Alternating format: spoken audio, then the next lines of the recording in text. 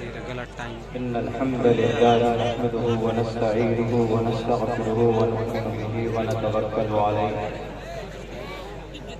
ونعوذ بالله من شرور أنفسنا ومن سيئات أعمالنا من يهده الله فلا مضل له ومن يضلله فلا هادي له ونشهد أن لا إله إلا الله وحده لا شريك له ونشهد أن سيدنا ومولانا محمدا عبده ورسوله أما بعد فأعوذ بالله من الشيطان الرجيم بسم الله الرحمن الرحيم لقد كان لكم في رسول الله أسوة حسنة وقال الله تبارك وتعالى في القرآن المجيد وقال فتية آمنوا بربهم وزدناهم هدى وربطنا على قلوبهم صدق الله العظيم قال النبي صلى الله عليه وسلم إنما بعثتم ميسرين ولم تبعثوا معسرين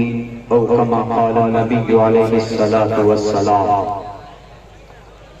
All praise and thanks are Allah, the Lord of the Alameen, mankind, jinn and all that exist. You honor only the ruling judge, the day of recompense, it means the day of resurrection. You alone we worship, you alone we ask for help each and everything. Guide us to the right path, to the straight way. O my Lord, expand me my praise, tease my task for me, remove the impediment from my speech so they may understand what I say. Vasudeva Sutam Devam Kansachanuramardanam Devaki Paramanandam Krishnam Vande Jagat Guruma Rudrugo Giriva Ashrayta Pishacha Pyaro Nama Parjama Jahi Eva Brahma Dvisho Jahi Tuvam Turya Tarushataha Satsagam Vivajaya Om Sahnavavatu Sahno Gunabtu Sahviriyam Karmamahe तेजस्वनावदील वस्तुमाविद्दिशावहे ब्रह्मानंदमनादि विश्वपूर्वजं सत्यं परम शाश्वतं विद्या यस्य सनातने निगम विद्यै ओम शांति ओम शांति ओम शांति। जनाब सदर मोहतरम, stage पर मुअज़्ज़ज़ उलमाए किराम और इस्लाह मुआशरा के बैनर तले जमा होने वाले हमारे दीनी व ईमानी और समाजी भाइयों, नौजवान साथियों और पर्दे में बैठी हुई हमारे समाज के इज्जतदार माँ और बहनों,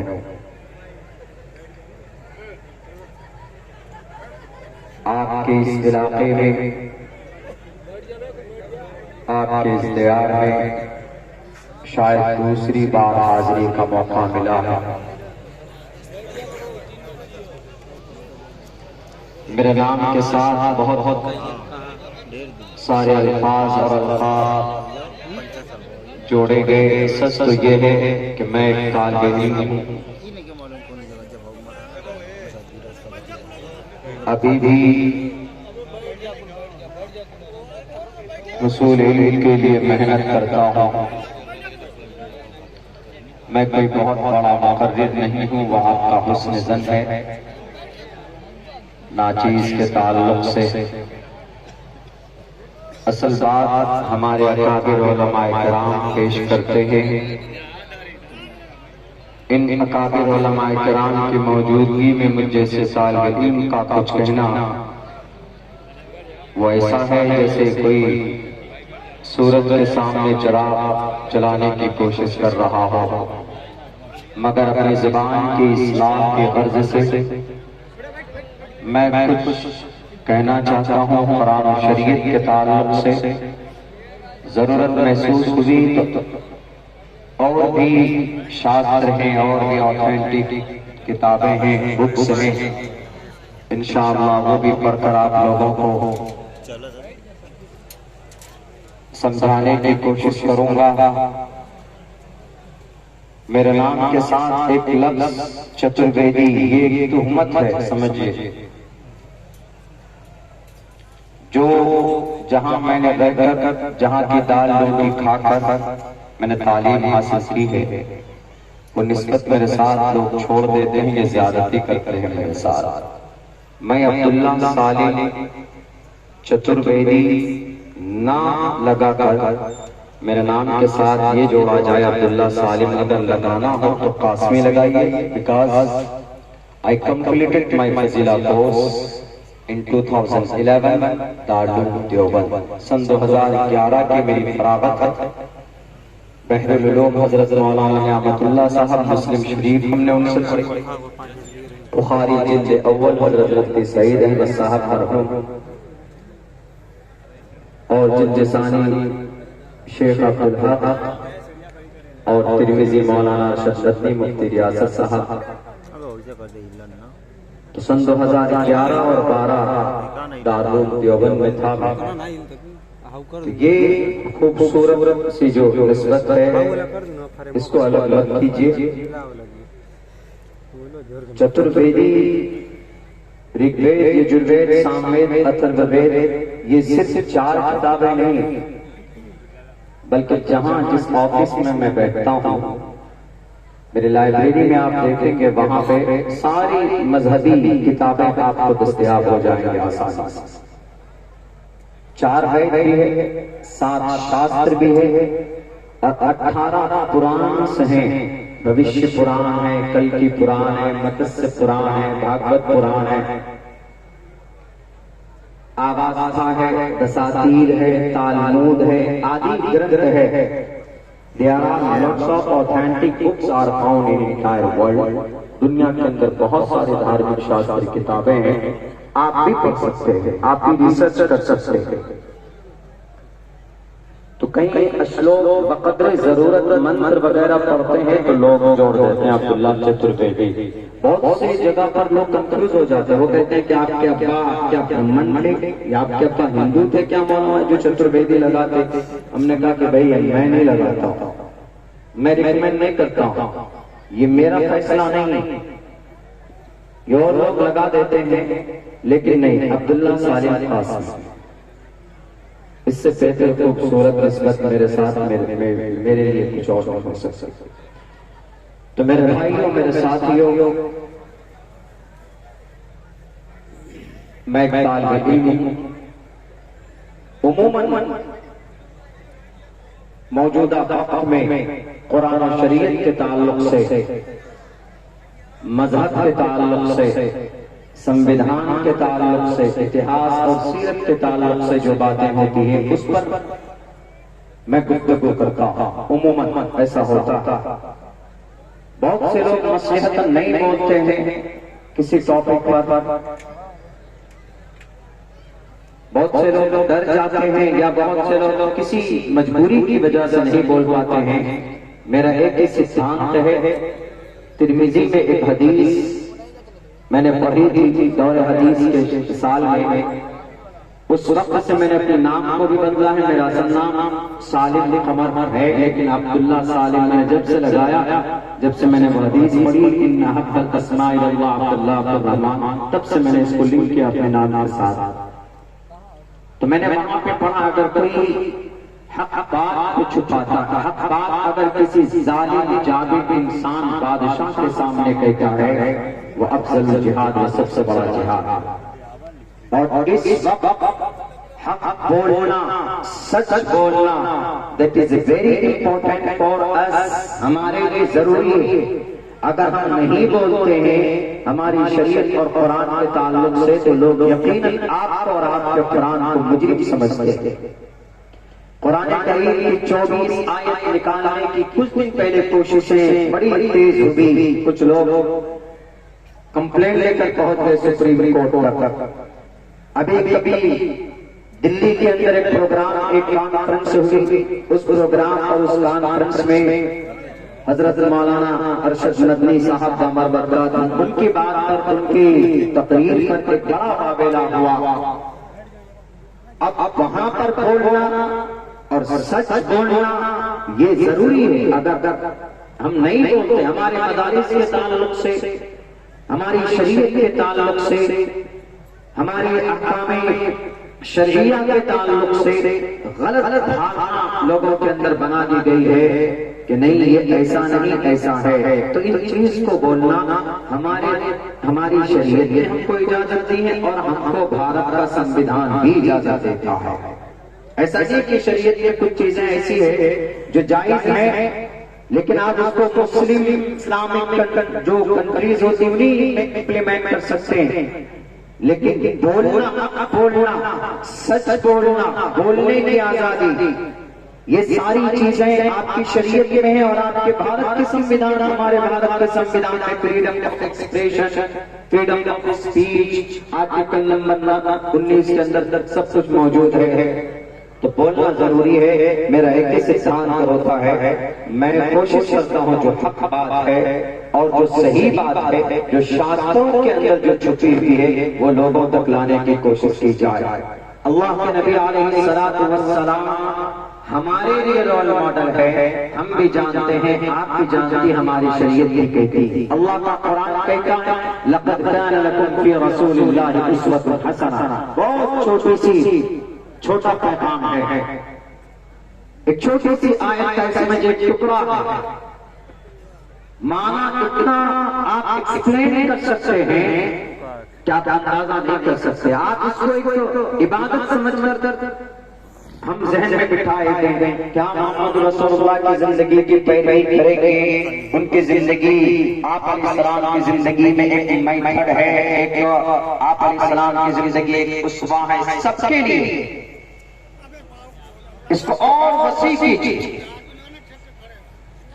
ہم لوگ محمد رسول اللہ کی زندگی سے دور ہوتے چلے جا رہے ہیں اور جس کی وجہ سے ہم ایکسپلین نہیں کر پاتے ہیں.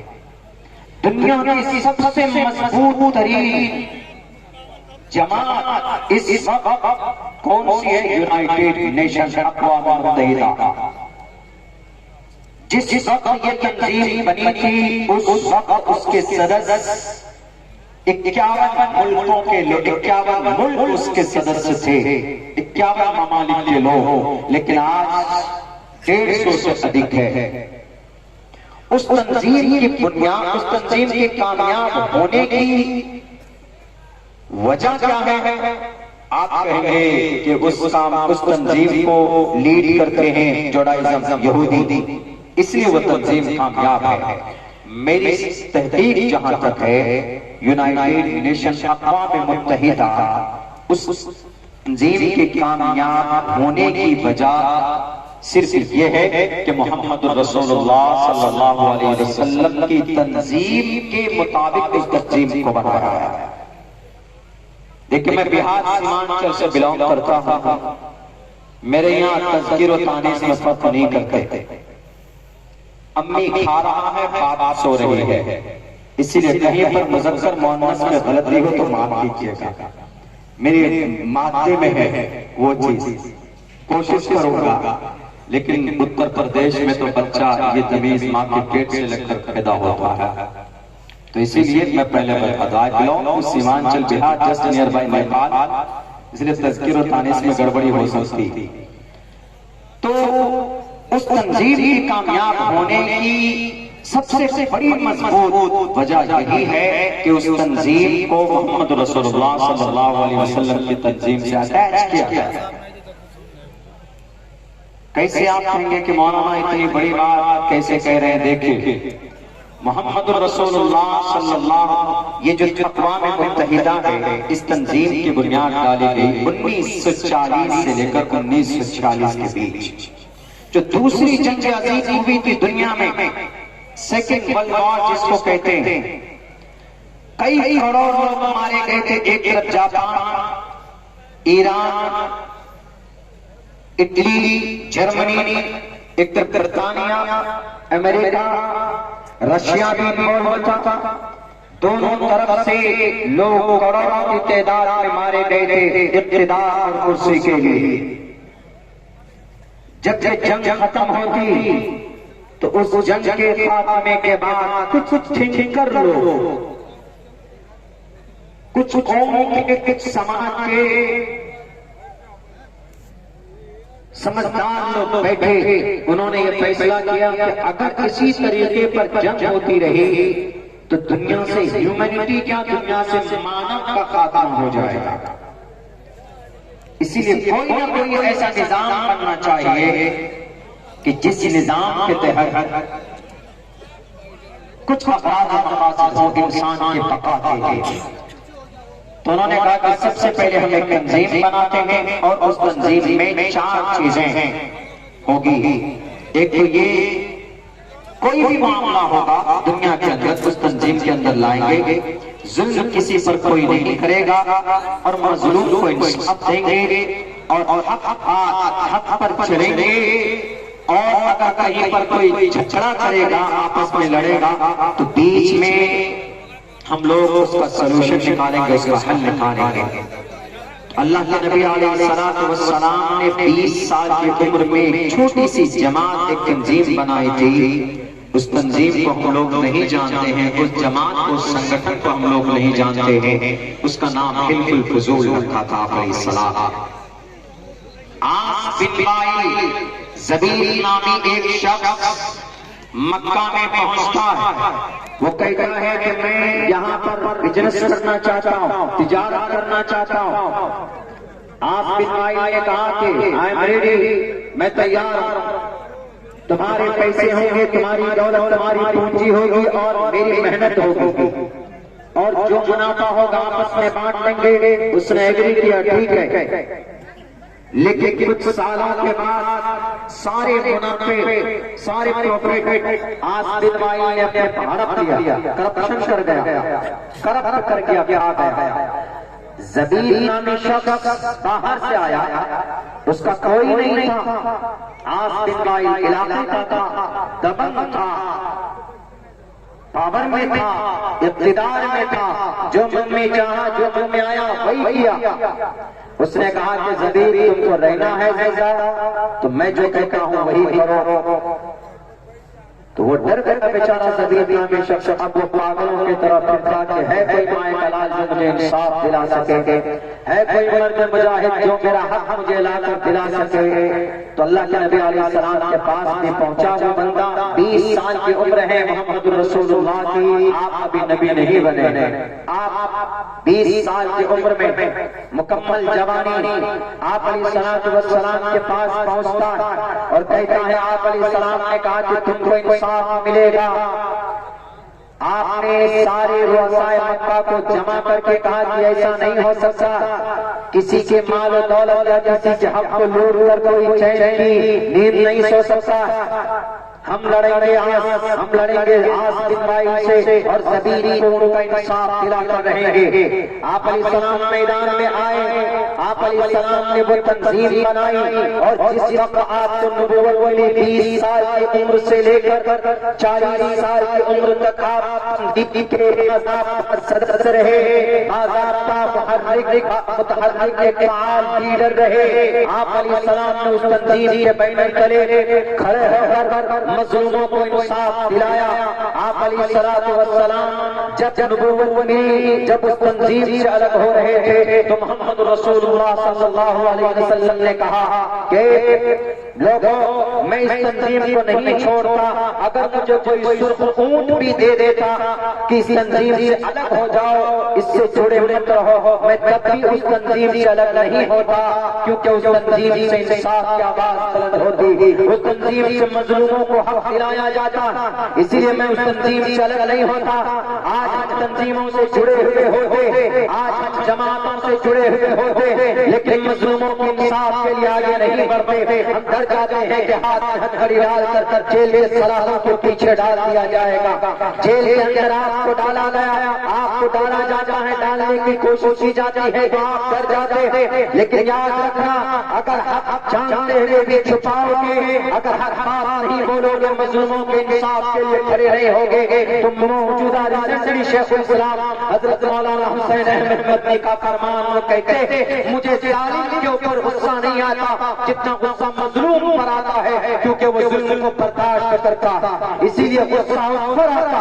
آپ علیہ الصلوۃ والسلام نے اس تنظیم کے پہلے تلے زبیر کو انصاف دلایا، کسی کی ہمت نہیں دی کہ کوئی کسی کے ساتھ ناانصافی کرے گا، ظلم زیادتی کرے گا۔ اس تنظیم یہ لوگ کھڑے ہوتے اور پھر مظلوموں کو انصاف دلایا جاتا تھا۔ آپ علیہ الصلوۃ والسلام نبوت ملنے تک اس کے سدسیہ بنے رہے۔ محمد رسول اللہ صلی اللہ علیہ وسلم کی اس بنائی ہوئی تنظیم کے سیم پیٹرن کے مطابق اقوام متحدہ یونائیٹڈ نیشن کے ذمہ داروں نے یہ کہا کہ یہ جو جنگ عظیم ہوئی ہے، دوسری بڑی جنگ عظیم، کروڑوں لوگ جو خاتون کا خاتمہ ہوا، آخر یہ نظام کیسے تھمے گا؟ کسی نے کہا کہ کوئی سسٹم بنانا ہوگا، کوئی نظام عمل میں لانا ہوگا۔ ریسرچ کرو، تحقیق کرو، انسانی تاریخ میں کوئی ایسا نظام ہے کہ جس پر چل کر ہم لوگ کو تنظیمی بنا سکے، ہم لوگ کو اسی جماعت بنا سکے؟ کسی نے کہا کہ ہے، آپ کو دیکھنا ہوگا، جیسس کی زندگی دیکھیے، آپ موسیٰ کی زندگی دیکھیے، آپ اور بھی میسنجر کی زندگی دیکھیے، کہیں پر بھی کسی کی زندگی کے اندر آپ کو کامیاب اس طرح کا عمل نہیں نظر آئے گا، لیکن محمد رسول اللہ کی زندگی اٹھا کر دیکھو، یہ حلم الفضول کے پیٹرن کے مطابق، نبی کی بنائی ہوئی تنظیم کے مطابق اقوام متحدہ نے اپنی تنظیم کی بنیاد ڈالی، اور یہی چار اغراض و مقاصد ہے جو محمد رسول اللہ صلی اللہ علیہ وسلم کی تنظیم آج مکمل اسٹرکٹلی وہ لوگ اپنے اس چاروں اغراض و مقاصد کو لے کر عمل کرتے ہیں، کام کرتے ہیں۔ دنیا کے اندر ان کا نام ہے اور کامیاب ترین جماعت آج ہماری جماعتوں کے اندر انتشار، آج ہمارے محلوں کے اندر انتشار، آج ہماری مساجد کے اندر انتشار، اور دعا کرتے ہیں کہ اللہ آسمان سے مدد نازل کرتے، یا رب اللہ کی مدد، اللہ کی مدد جماعت پر ہوگی، اللہ کا نبی موجود ہے جنگ ہر موقع پر، لیکن اللہ کی نصرت رک جاتی کیوں؟ اشارہ کی بنیاد پر اللہ کی مدد اور نصرت ہوتی ہے جماعت پر ہوتی، جب لوگ یونائٹ ہوتے ہیں، جب لوگوں کے اندر یونٹی ہوئی ہے تو اللہ تبارک و تعالیٰ کی طرف سے بھی مدد ہوتی۔ آج ہم لڑتے رہے، آج ہم ایک انچ کی مسجد بناتے رہے اور اپنے نہیں بول سکتا میں کھل کر، لیکن بہت مجبور مدرسہ چلا دیا جاتا ہے، 14 سال پرانا مدرسہ چلا دیا جاتا ہے، ہماری زبان نہیں کھلتی، ہمارے 4000 کتابیں چلا دی جاتی، ہم بول نہیں پاتے، حق بات بولے، اگر آواز بلند ہوتی ہے تو چپ چاپ بیٹھ جاتے ہیں کہ مسئلہ یہی ہے کہ خاموش رہو۔ کیوں نہیں حق بات بولتے، کیوں نہیں قانونی کارروائی کرتے؟ اگر کسی انسان کو مارا جاتا، بھارت سنویدھان نے آپ کو پرمیشن دی ہے، آرٹیکل نمبر 21 کے اندر کہا گیا، 7 لفظوں میں کہا گیا، 7 لفظوں میں آپ کی رکشا کے لیے، آپ کی رکشا کے لیے، آپ کی حفاظت کے لیے آخر ہم لوگ بچ جاتے ہیں، نبی پاک علیہ السلام کے میتھڈ کو چھوڑ دیتے ہیں، جس کی وجہ سے we are going day by day down، نیچے چلے جا رہے ہیں۔ ایک یہودی ایک تنظیم بنا کر right now and this is very strongful unity in the world، دنیا کے اندر کیوں؟ محمد رسول اللہ سے لنک ہوئے، آپ علیہ السلام کی بنائی ہوئی ایک تنظیم کے میتھڈ کے مطابق انہوں نے بنیاد رکھی۔ جتنی ریسرچ، جتنی تحقیق سنت پر، قرآن پر یہودی اور نصرانی کر وہ کامیاب ہو رہے ہیں، ہم لوگ اس پر زیادہ پڑھتے بھی نہیں ہیں، تحقیق بھی نہیں کرتے، جستجو نہیں ہے ہمیں۔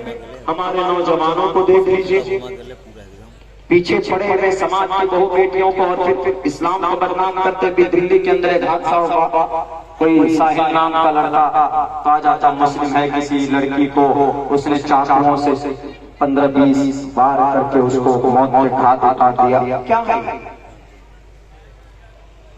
آپ نے یہ کرتوت نہیں عمل کیا، لوگوں سوچتے کہ اسلام میں جائز ہے، یہ اسلام میں لفظ جہاد جائز ہے، اسلام میں غیر مسلم کی بیٹی کو پٹا کر اس سے شادی کرنا، اس کو بینا پسرا کر، یہ بڑا جہاد ہے، لوگ یہی سمجھتے ہیں، حالانکہ یہ بات تو مکمل ہے، کوئی شک نہیں ہے اس میں۔ ہمارے علماء بیٹھے ہیں، اگر کوئی مسلم لڑکا کسی غیر مسلم لڑکی سے 100 مرتبہ کہے قبل تو 100 مرتبہ قاضی صاحب اس کو نکاح پڑھوائے، نکاح قیامت کی، قیامت تو آنا آسان ہے، قیامت تو آ جائے گی، لیکن نکاح نہیں ہو سکتا اس کا، کیوں ہے ہی نہیں؟ مسلم لڑکا بیوی ان کا، بیوی جس سے نکاح کریں گے مسلم لڑکی ہونا ضروری ہے، اسلام میں تو جائز ہی نہیں دھوکہ اور فراڈ، لیکن ہمارے نوجوان غلط راستہ پر چل چل ایسی حرکتیں کرتے تھے۔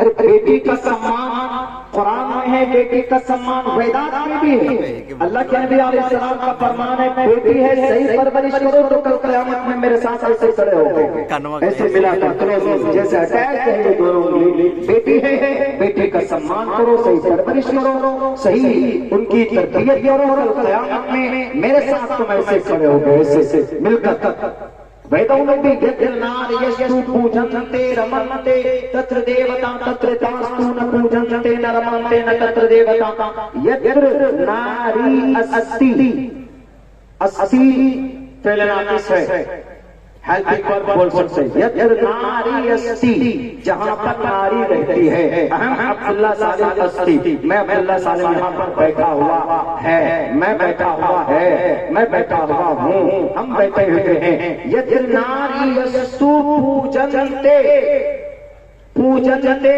تسنیہ کا، پوجنتے رمنتے، پوجنتے تسنیہ، بیٹی کی کوئی عزت کرتا ہے اس لیے تسنیہ، ایک عزت کرنے والا ایک جس کی عزت کی جا رہی ہے، پوجنتے بیٹی ہے گھر میں اس کی عزت کی جاتی ہے، رمنتے تو اس عزت کرنے والے شخص پر رمنتے ایشور کی کرپا رمنتے آتی ہے ایشور کی طرف سے، کیوں بیٹی کی عزت کر رہا، یتر ناری اسی پوجنتے رمنتے تتر دیوتا، اس کے دیوتا کا، اس کے تتر اس کے دیوتا کا، تتر دیوتا تتر تاستو ن پوجنتے ن رمنتے، نہ لگیا ماں اور لا کا کام کرتا ہے، نہ نہیں کے لیے، ناٹ کے لیے کام کرتا ہے، نہ رمنتے تتر دیوتا تتر تاستو ن رمنتے ن پوجنتے ن تتر دیوتا، تو پھر اس گھر کے اندر دیوتا نہیں آتے، کہاں جہاں بیٹی کی عزت نہیں ہوتی۔ تو ہمارے نوجوان غلط راستے پر چلے جاتے، غلط ٹریک پر چلے جاتے، اور آپ کی سمجھ کو کچھ لوگ سمجھ بیٹھتے ہیں کہ اسلام میں شاید یہ جائز ہے، اسلام میں شاید ایسا کرنا جائز ہے، بالکل جائز ہے، اس چیز کو بولنا ہمارے لیے ضروری ہے، ہمیں بتانا ضروری ہے کہ اگر ہمارا نوجوان ایسا کرتا ہے تو غلط کرتا ہے، اسلام میں شریعت میں اس کی اجازت بالکل نہیں، ہمیں محمد رسول اللہ کی سنت کے مطابق زندگی گزارنی چاہیے۔ میرے نوجوانوں، جو غلط فہمیاں پیدا کی جاتی ہے ان کو سپورٹ مت کرو، وہ غلط فہمی پیدا کرتے ہیں، آپ کا عمل مہر لگا دیتا، آپ کا فعل بالکل یہ جائز نہیں ہے۔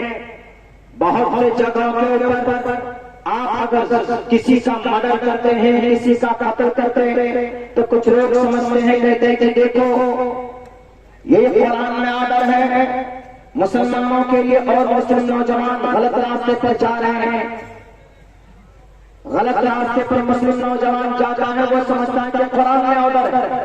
ابھی جو مدرسہ چلایا گیا بہار کا، بہار شریف نالندہ کا 114 سال پرانا مدرسہ، بات نکل کر جائے مدرسہ کیوں چلایا جی؟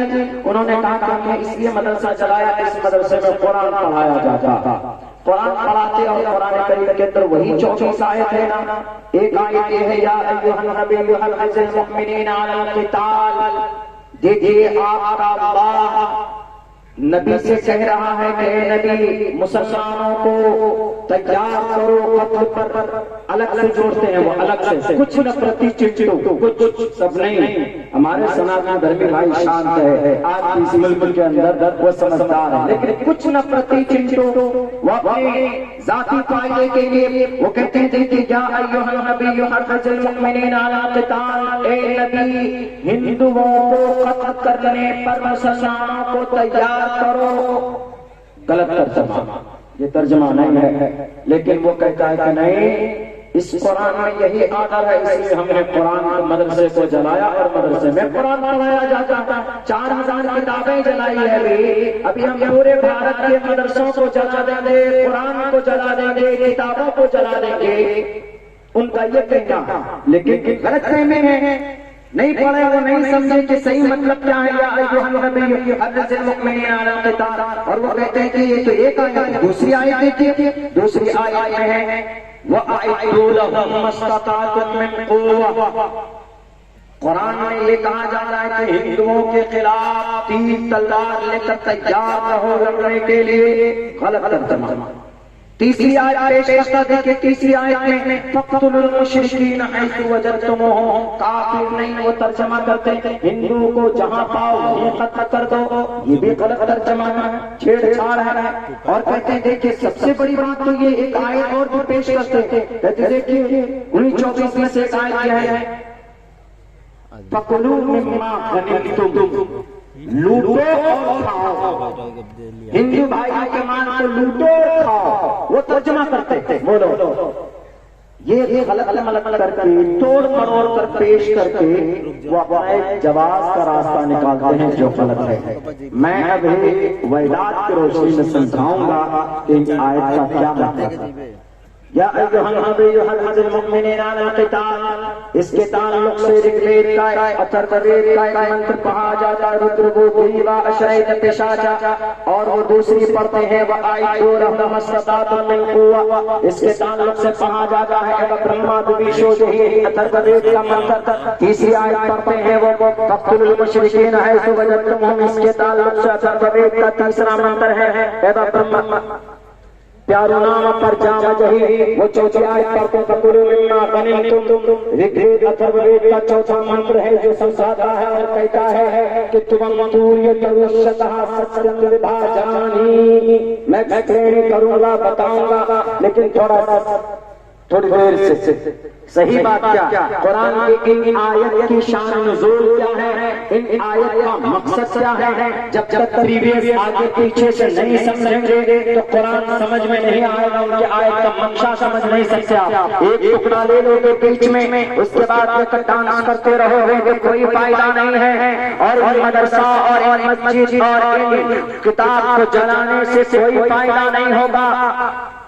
پڑھا جائے پہلے گرنتھوں کو پڑھو, اپنے اپنے ڈھونگی جتنے بھی ڈھونگی لوگ ہیں بولتے ہیں کہ ہم شاستری ہیں, ہم اپنے شاستروں کو جانتے, وہ نہیں جانتے. یقیناً اگر آپ کو ایکچوئل اور صحیح نالج چاہیے تو آپ بیٹھیے میرے ساتھ, میں آپ کو رگوید دیتا, میں آپ کو اتھروید دیتا, میں آپ کو ساموید دیتا, میں آپ کو یجروید دیتا, میں آپ کو شریمد بھگوت گیتا دیتا, میں آپ کو رامائن مہا بھارت دیتا. جہاں سمجھ میں نہ آئے مجھ سے پوچھ لیجیے, میں نے آپ کو سنسکرت گرامر کو پڑھا, میں حافظ قرآن ہوں. ایک طرف سے قرآن کریم کی آیت پڑھوں گا اور ایک طرف سے آپ کو شلوک کو پڑھ کر سمجھاؤں گا. ایک انچ کے برابر بھی کوئی فرق پیدا نہیں کر سکتا کوئی مائے کا لال. اگر کوئی کرتا ہے جو نفرتی اس کو سمجھ میں نہیں آیا, اسی لیے وہ ایسا کرتا. اسی لیے کسی کی باتوں کو نہ مان کر اپنے شاستروں کو پڑھنے کی طاقت پیدا کرو تاکہ آپ کو صحیح بات سمجھ میں آئے کہ شاستروں کے اندر کیا لکھا. ہمارے قرآن میں اللہ تبارک و تعالیٰ نے جو آرڈر دیے نبی پاک علیہ السلام کے تعلق سے, وہی انسانوں کی بھلائی کے لیے اللہ کے نبی علیہ السلام کے لیے اللہ تبارک و تعالیٰ نے کہا لقد کان لکم فی رسول اللہ اسوۃ حسنہ. اس زمین کے اوپر بسنے والے انسانوں محمد رسول اللہ کے اندر ایک اسوہ, ایک رول ماڈل ہے محمد رسول اللہ. ایک آدمی سوال کرتا ہے کہ مولانا عبداللہ صاحب کیسے I want to be a great businessman in the world. دنیا کے اندر بڑا تاجر بننا چاہتا ہوں، لیکن کیسے بنوں؟ سوال کرتا ہے کوئی، تو آپ کیا جواب دیں گے؟ آپ کہیں گے کہ اڈانی جی، امبانی جی، ان کی زندگی پڑھو، ان کی محنت پڑھو، کیونکہ یہ لوگ محنت کر کہاں تک پہنچے. آپ یہی مشورہ دیں گے؟ کوئی نہیں کہے گا کہ نہیں، محمد رسول اللہ تو آپ تو عطا کرتے تھے، آپ کے پاس تو کچھ بھی نہیں تھا، آپ کیسے اکنامسٹ ہو سکتے ہیں؟ محمد رسول اللہ کیسے تجارت کے اوپر کوئی دسترس حاصل نہیں تھی، کیسے وہ دے سکتے ان کی زندگی کے اندر؟ ہم کہاں ڈھونڈ سکتے تھے؟ ہمیں اگر تجارت میں کامیاب ہونا ہو، آپ جو بول رہے ہیں کہ اللہ کے نبی کی زندگی میں ایک اسوہ ہے، آپ نوجوانوں کو پڑھ کر سناتے ہیں کہ محمد رسول اللہ کی زندگی کی پیروی کرو، تم تاجر بننا چاہتے ہو، ہم تاجر بننا چاہتے ہیں، تو محمد رسول اللہ کی زندگی کی کیسے پیروی کریں؟ میرے بھائیو، محمد رسول اللہ صلی اللہ علیہ وسلم صرف نبی نہیں تھے، آپ علیہ السلام صرف پیغمبر نہیں تھے، آپ علیہ السلام صرف عبادت کا طریقہ بتانے نہیں آئے تھے، آپ علیہ السلام صرف قرآن کی تفسیر احادیث اپنے عمل کر کے بتانے کے لیے نہیں آئے تھے. عبادت کے اللہ کے سامنے میں یہ اللہ کا یہ فرمان ہے، عمل کرو گے تو اللہ کے قریب بن جاؤ گے. ہے سب کچھ ہے، اس میں کوئی شک نہیں ہے، لیکن اگر دنیاوی اعتبار سے آپ اگر اس کو سمجھنا چاہتے ہیں، کیا محمد رسول اللہ کی زندگی میں اگر ان کی زندگی میں کوئی تجارت بننا ڈھونڈے کہ how can I be a successful person in the according to the class of Prophet Muhammad sallallahu alaihi wasallam in the economic ہم تجارت کے اندر کامیاب بننا چاہتے ہیں. محمد کی زندگی کے اندر کہا آپ نے کب تجارت کیا؟ آپ علیہ السلام کب دکان میں بیٹھے؟ آپ علیہ السلام شیئر مارکیٹ میں کب رہے؟ آپ علیہ السلام کی زندگی کے اندر تجارت نہیں ہے، جس کی زندگی کی جب ہم مان کر کے ہم کامیاب ہوں گے ہے اس نظریے سے دیکھنا پڑے گا. بلکہ آپ علیہ السلام تو 20 سال کی عمر میں، بلکہ 16 سال کی عمر سے آپ نے شروعات کی تھی، اور 20 سال کی عمر میں دنیا کا سب سے بڑا تاجر کا خطاب محمد رسول اللہ صلی اللہ علیہ وسلم کو دیا گیا تھا. نبوت 40 سال کی عمر میں ملی، لیکن 20 سال کی عمر میں آپ دنیا کے بڑے تاجر بنے تھے. ہمارا نوجوان 20 سال کی عمر میں سلمان خان کی فلمیں ڈھونڈتا، شاہ رخ خان کا گانا ڈھونڈتا کہ سلمان خان کی کون سی فلم ریلیز ہوگی کہ ہم کو ٹرین کریں گے تو ہم وہ فلمیں ہٹ ہو جائیں گی. کبھی بھی قدم نہیں ہوتے. آپ علیہ السلام 20 سال کی عمر میں میرے نوجوانوں، آپ علیہ السلام نے واٹس ایپ گروپ بنانا نہیں شروع کیا تھا، آپ علیہ السلام نے فیس بک پیج نہیں لانچ کیے تھے، بلکہ آپ علیہ السلام نے زمین سے جڑ کر آپ علیہ السلام نے اپنی زندگی کے اندر ایک مثال قائم کیا تھا. 30 سال کی عمر میں محمد رسول اللہ صلی اللہ علیہ وسلم ایک یہودی سے پیسے لیتے اور اس یہودی سے پیسے لے کر روپے لے کر آپ تجارت کا کام شروع کرتے، آپ بزنس کا کام شروع کرتے، اور پیسہ آنے کے بعد یعنی مال فروخت کرنے کے بعد جو ان کا متعینہ رقم ہے آپ کو رقم ان کو پہنچاتے، اور وہ شخص کیا کہتا ہے؟ آپ علیہ السلام کی امانت داری کو دیکھ کر آپ علیہ السلام کی امانت داری کو دیکھ کر وہ یہودی کہتا، اے محمد آپ سے بڑا امانت دار میں نے نہیں دیکھا، آپ سے بڑا صادق میں نے نہیں دیکھا. علماء کہتے ہیں جھوٹا نہیں ہو سکتا ہو. اللہ کے نبی علیہ السلام کو الامین اور الصادق کا خطاب اگر کسی نے دیا ہے تو اس یہودی نے دیا ہے. تجارت کی دنیا میں امانت داری کے ساتھ تجارت کرنے کی وجہ سے آج ان کو کہا جاتا ہے وہ بڑا تاجر. ارے NFT کی دنیا میں شیئر مارکیٹ کو خرید کر وہ 6 نمبر سے لے کر دوسرے نمبر تک اڈانی پہنچا ہے اور امبانی پہنچا ہوگا، لیکن محمد رسول اللہ نے محنت کر پوری ایمانداری کے ساتھ آپ علیہ السلام کو ایک دشمن ایک یہودی کہتا ہے، اے محمد آپ سے بڑا اس دنیا کے اندر میں نے اپنی زندگی کے اندر امانت دار میں نے نہیں دیکھا.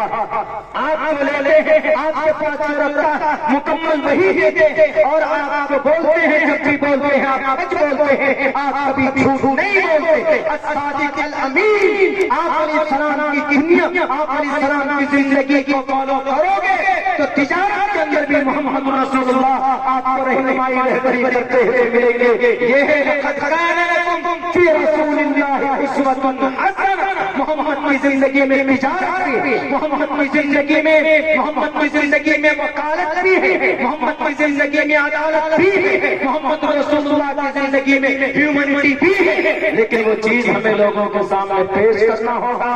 ہمارے نوجوانوں کو آپ کو میدان میں آنا ہوگا. لوگ اعتراض کر دیتے ہیں, بول دیتے ہیں کہ نہیں محمد کی زندگی تو صرف عبادت تک کے لیے محدود ہے, آپ ہماری رہنمائی رہبری نہیں کر سکتے ماڈرن زمانے میں. ارے ماڈرن لوگ آج کاپی کرتے ہیں محمد رسول اللہ کو, آج کاپی کرتے. آج آپ علیہ السلام تو 1450 سال پہلے بتا کر کے گئے. آج بلٹ ٹرین پہ بیٹھتے ہیں, آپ ہوائی جہاز پہ بیٹھتے ہیں تو آپ کہتے ہیں کہ آپ مولانا آپ آئے نبی کی بات دے کر. ہم نبی کی سنت کے مطابق اگر زندگی گزاریں گے تو ہم کو یہاں سے اگر دلی جانا ہوگا, ہاؤ کین آئی ٹریول, جلدی جانا ہے ہم کو. جیسے ہم اپنے گھر سے آج 11 سے 12 گھنٹے میں پہنچے ہیں بائی روڈ, 650 کلومیٹر دور ہے, 12 گھنٹے لگ گئے. لیکن اگر یہاں ہم آپ کے اسی بستی سے ہم گدھے یا اونٹ پر سوار ہو کر اگر ہم جائیں تو میرے خیال سے مہینوں لگ سکتے. آپ کہیں گے کہ مولانا ہم یہاں سے دلی جانا چاہتے ہیں اور محمد کی سنت کے مطابق اگر جائیں گے تو مہینوں لگ جائیں گے, کیونکہ محمد رسول اللہ صلی اللہ علیہ وسلم اونٹ پر سواری کرتے تھے یا گدھے کے اوپر سواری کرتے تھے یا گھوڑے پر سوار ہو کر سواری کرتے تھے, آپ چلتے تھے. تو آپ کہیں گے کہ ہاؤ از پاسبل, کیسے ہو سکتا محمد رسول اللہ کی زندگی میں ہمارے لیے رسوا کیسے ہو سکتا. ہمیں تو ہوائی جہاز یا پھر وہ وندے بھارت بلٹ کون سی ٹرینیں لانچ ہو گئی ہے.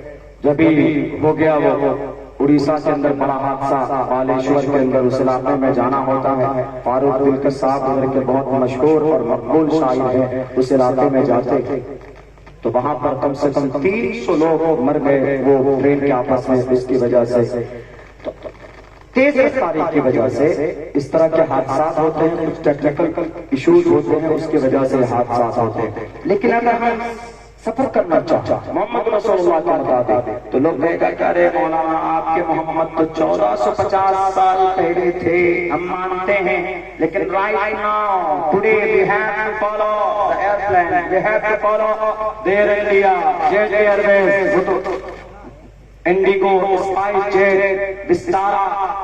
یہ فلائٹ میں ہمیں جانا ہوگا, کبھی جلدی میں پہنچ پائیں گے. اور فلائٹ سے محمد رسول اللہ نے سفر ہی نہیں کیا. آپ کے زمانے میں ٹرین تھی نہیں, ٹرین میں چلیں گے تو کیسے سنت کے مطابق یہ سفر, یہ سواری, یہ تیز رفتار سواری آپ کی زندگی میں تھی ہی نہیں. تیز رفتار سواری پر بیٹھ کر ہم کیسے سفر کر سکتے ہیں. آپ کو بولتے محمد کے طریقے کے مطابق کرو, محمد کے طریقے کے مطابق زندگی گزارو, کیسے ہوگا؟ ابھی تو کچھ ہے ہی نہیں. وہ ساری چیزیں بے وقوف 3-4 مہینے لگ جائیں گے اگر ہم گدھے کے اوپر یہاں سے دلی کی سواری کریں تو. لیکن محمد رسول اللہ کی زندگی کے اندر وہ چیز پائی جاتی ہے. آپ علیہ السلام نے تیز رفتار سواری پر بیٹھ کر سفر کیا ہے کہ نہیں کیا؟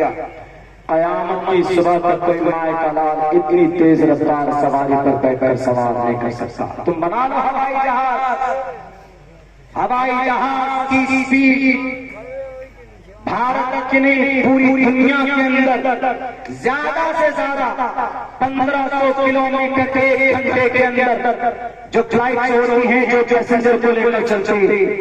راکٹ زیادہ سے زیادہ 3000 کلومیٹر. اور اسپیس پہ جائیں آپ, چاند پر جائیں تو تھوڑی اور تیز رفتار سے آپ جا سکتے ہیں. بلٹ ٹرین پہ آپ چڑھیں 1 گھنٹے میں 350 کلومیٹر جا سکتے ہو.